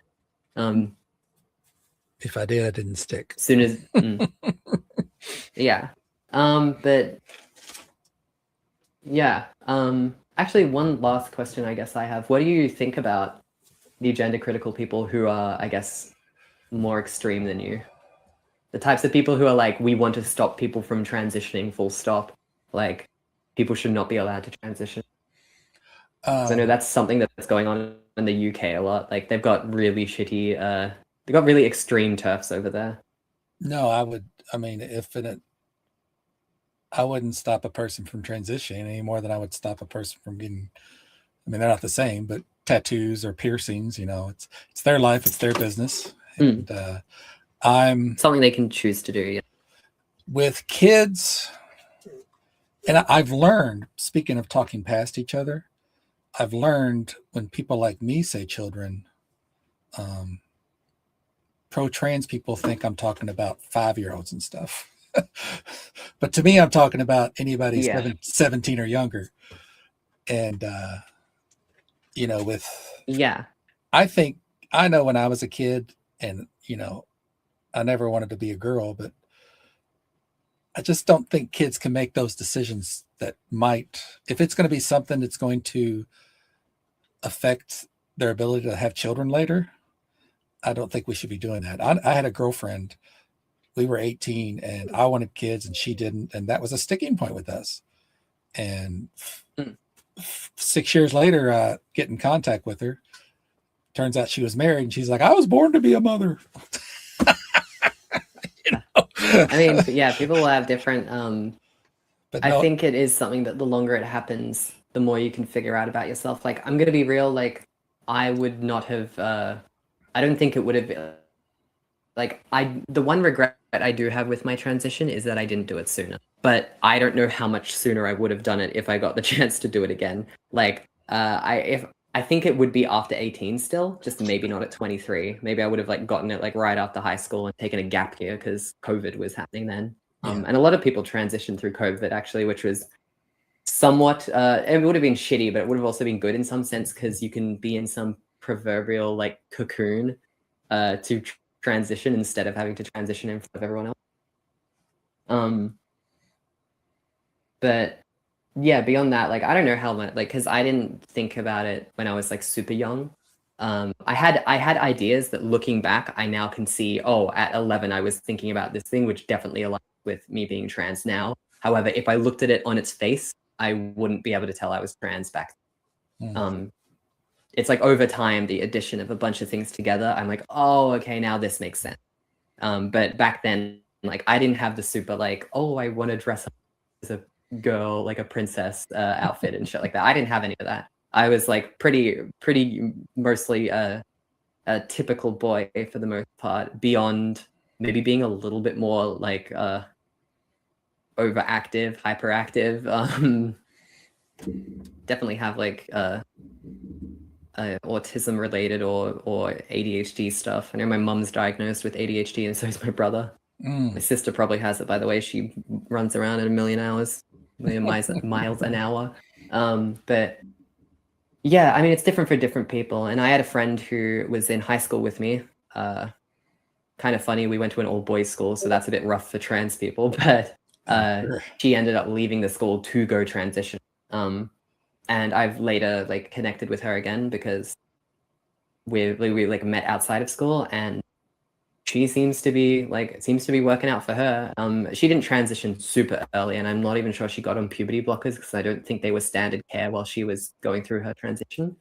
But I think she would have started transitioning around 15, I reckon, 15 or 14 maybe, where she would have started taking hormones, which I think is like, again, I think she went through the system for like 4 or 5 years where she was essentially just being like psychiatrically analyzed and like checked for like, like you might, double check these things if you don't actually want to do this or if there's something like that. And it seemed, from the way she described it, it seemed rigorous enough to the point where they weren't just handing people out like hormones. Like they were very, very conservative on how they let people use them. And I guess to a certain degree, she actually probably got a little bit of harm from the lack of care she would have received. But I guess that kind of also makes up for the fact that, like, yeah, you're slightly harming one group to also avoid harm in another group. And I feel like that's kind of how this all works. It's just compromise. Yeah. What was I going to say? But yeah, we need to get off here. My dogs are whatever I don't know if they want a bathroom or they want food or both or or they're worried about it has mommy. been like 3 hours. Yeah. It has been 3 hours. And I only meant to go too. That's all good. I currently don't have much going on. So I've got plenty of free time though. I'll probably go cycle up and get some lunch for this because I am starving. Right. But I guess thank you for chatting with me eventually. After all the stuff that's happened. Back at you. Yeah. Please. I guess I was just gonna say, if you ever watch any of my future videos and you want to point out something, you can probably not. Okay, you can either comment or send me an email. Again, I'm trying to get more out of this world, probably. Okay, yeah, that's fine. Whole, like debating and talking about trans people stuff. Yeah, that's understandable. It is, as much as like I think you're a much better person to talk to right now. Some of the stuff that I've seen in your videos come off very bad, and I don't know if that's you just like not understanding what you're saying, or if that's like your genuine belief and you're actually like toning it down to me. It's kind of hard to tell, but. Yeah, a lot of them. I personally don't find watching this content very good because it kind of just makes me feel worse about my time. and it's I think for most trans people, which is why most trans people don't want to talk to you or don't want to talk to anyone they perceive as like anti-trans, because it can be very draining. I think just to quickly summarize one thing, I think the stakes in it make it much higher of an issue, because if you're correct, the stakes that you have, if you're correct, then you're a hero. You're like protecting women, you're protecting children, everything's good. If you're incorrect, you're just at most you're a transphobe or a bigot. That which is, you know, that's bad, but it's not like there's plenty of people who are able to do plenty of things in the world, especially if you're a cis straight guy, who they can be a bigot and still just live their life and be successful. Whereas the stakes for me are like, if I'm correct, then trans people are just human like any other human, which is like, because a lot of the shit that I have to argue against is we think that your group of people is more likely to be a sex offender or a groomer, or you're trying to do something bad to, and it's like, I'm just saying we're like most other people. Like that's like the best I get is I get basic kind of level human decency, and then the worst I get is I'm a pedophile. I am a sorry, I forgot if I have to say that word, PDF file. I'm probably not big enough to have to worry about it. It's at the end of the video anyway. I think it's like earlier when they care about it. Yeah, they call either that I'm a groomer, or sure. I'm if like the worst things that happen is I'm a groomer, or I'm a sex offender, or I'm a misogynist and I hate women and I'm just abusing women. And so like the stakes in these conversations are so different that like, yeah, for you it might just be and especially even other people who are even more hateful than you. I don't think you're hateful, sorry, that was poor wording, but I think you're maybe there's some places where you're just poor at wording them, but no, not even passionate, just like poor at wording it, or like in certain cases I guess you feel like, oh, I don't care, like you want to get revenge, like the whole thing with Arden saying that she walks like a man, and it's like I mean I think that's more of you just being a like petty revenge type shit because she was a dick to you from what I said. Also, if you want to send me that video, I will have a look at that first to like get closure. I think I can't remember, but yeah, no, it's just like the stakes are a lot shittier for trans people, and so like consuming this content on like a regular basis can be pretty toxic to your mindset, and at least for me it's definitely made me feel at times that I am some threat to women, even though I am not, and I have felt self-conscious doing things in public when I really should not feel self-conscious at all. I felt self-conscious buying a women's cut t-shirt because I'm like, oh, am I like some creep? Are people going to see me as some weird creep that's like trying to like I don't know, abuse women or something? And it's like, this is just crazy shit that's come into my head because of a lot of transphobic rhetoric that I can see. So yeah, to live my life a bit less stressful, I kind of got to stop looking at all this stuff. Perfectly understand. I've known people in religious groups that do that. They're like, I just got to get away from this atheist versus Christian stuff. Yeah, and no, I mean, it's everywhere. Like, I think it's a point where it just gets, are we even arguing about things that matter? Because again, like, even though someone might be religious, they might be like a perfectly reasonable person and agree with you on a lot of things, and it's like, okay, well, it doesn't really matter that you're religious. I don't have to like completely erase or eradicate your religiosity. Like, you're generally a good person anyway. It's more so with the extremists where it gets... Yeah. All right. Well, yeah. Nikki, this has been a pleasure. Thank you for speaking, and yeah. If you ever want to come on and sorry, you finished. Talk philosophy or religion, you can either do it with me or I have a couple of friends that'd be more than happy to have you. And yeah, I'll let you have the final word. Well, I'll let you have the final word in this discussion. I'm probably going to do some closing comments after you leave. Yeah. No, of course, I'll leave. Yep, easy. But yes, thank you for talking with me. Thank you for being civil and not over talking or muting me or doing whatever. And as much as I appreciate that offer, yes, I will probably have to pass. I am going to go do more things in my life. Hopefully, get outside more because I am a little bit of a homebody, and start living my life a bit more, doing stuff. But thank you. I endorse your decision. Thank you. You take care. Thank you for endorsing it. All right. See ya. So there we are. I don't know if anybody stayed. We went on long, but that just shows, I think she made some good criticisms of my approach, and yeah, I do sometimes get a bit too cathartic, maybe. Like it helps me to release. But I don't hate trans people. I don't dislike trans people. I'd be friends with a trans person. I was friends at work, and I'm retired now, so I don't have anybody like that. But that would not be a sticking point for me. I don't know what the compromise for me is between women not wanting trans women in their spaces.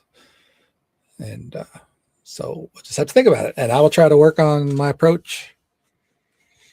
Maybe it's time to I've had my cathartic videos and just work on sticking with facts.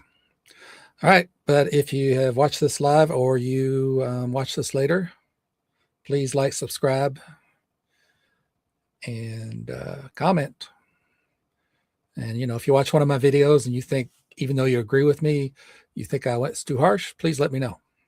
And I'll decide if I need to work on it. Take care.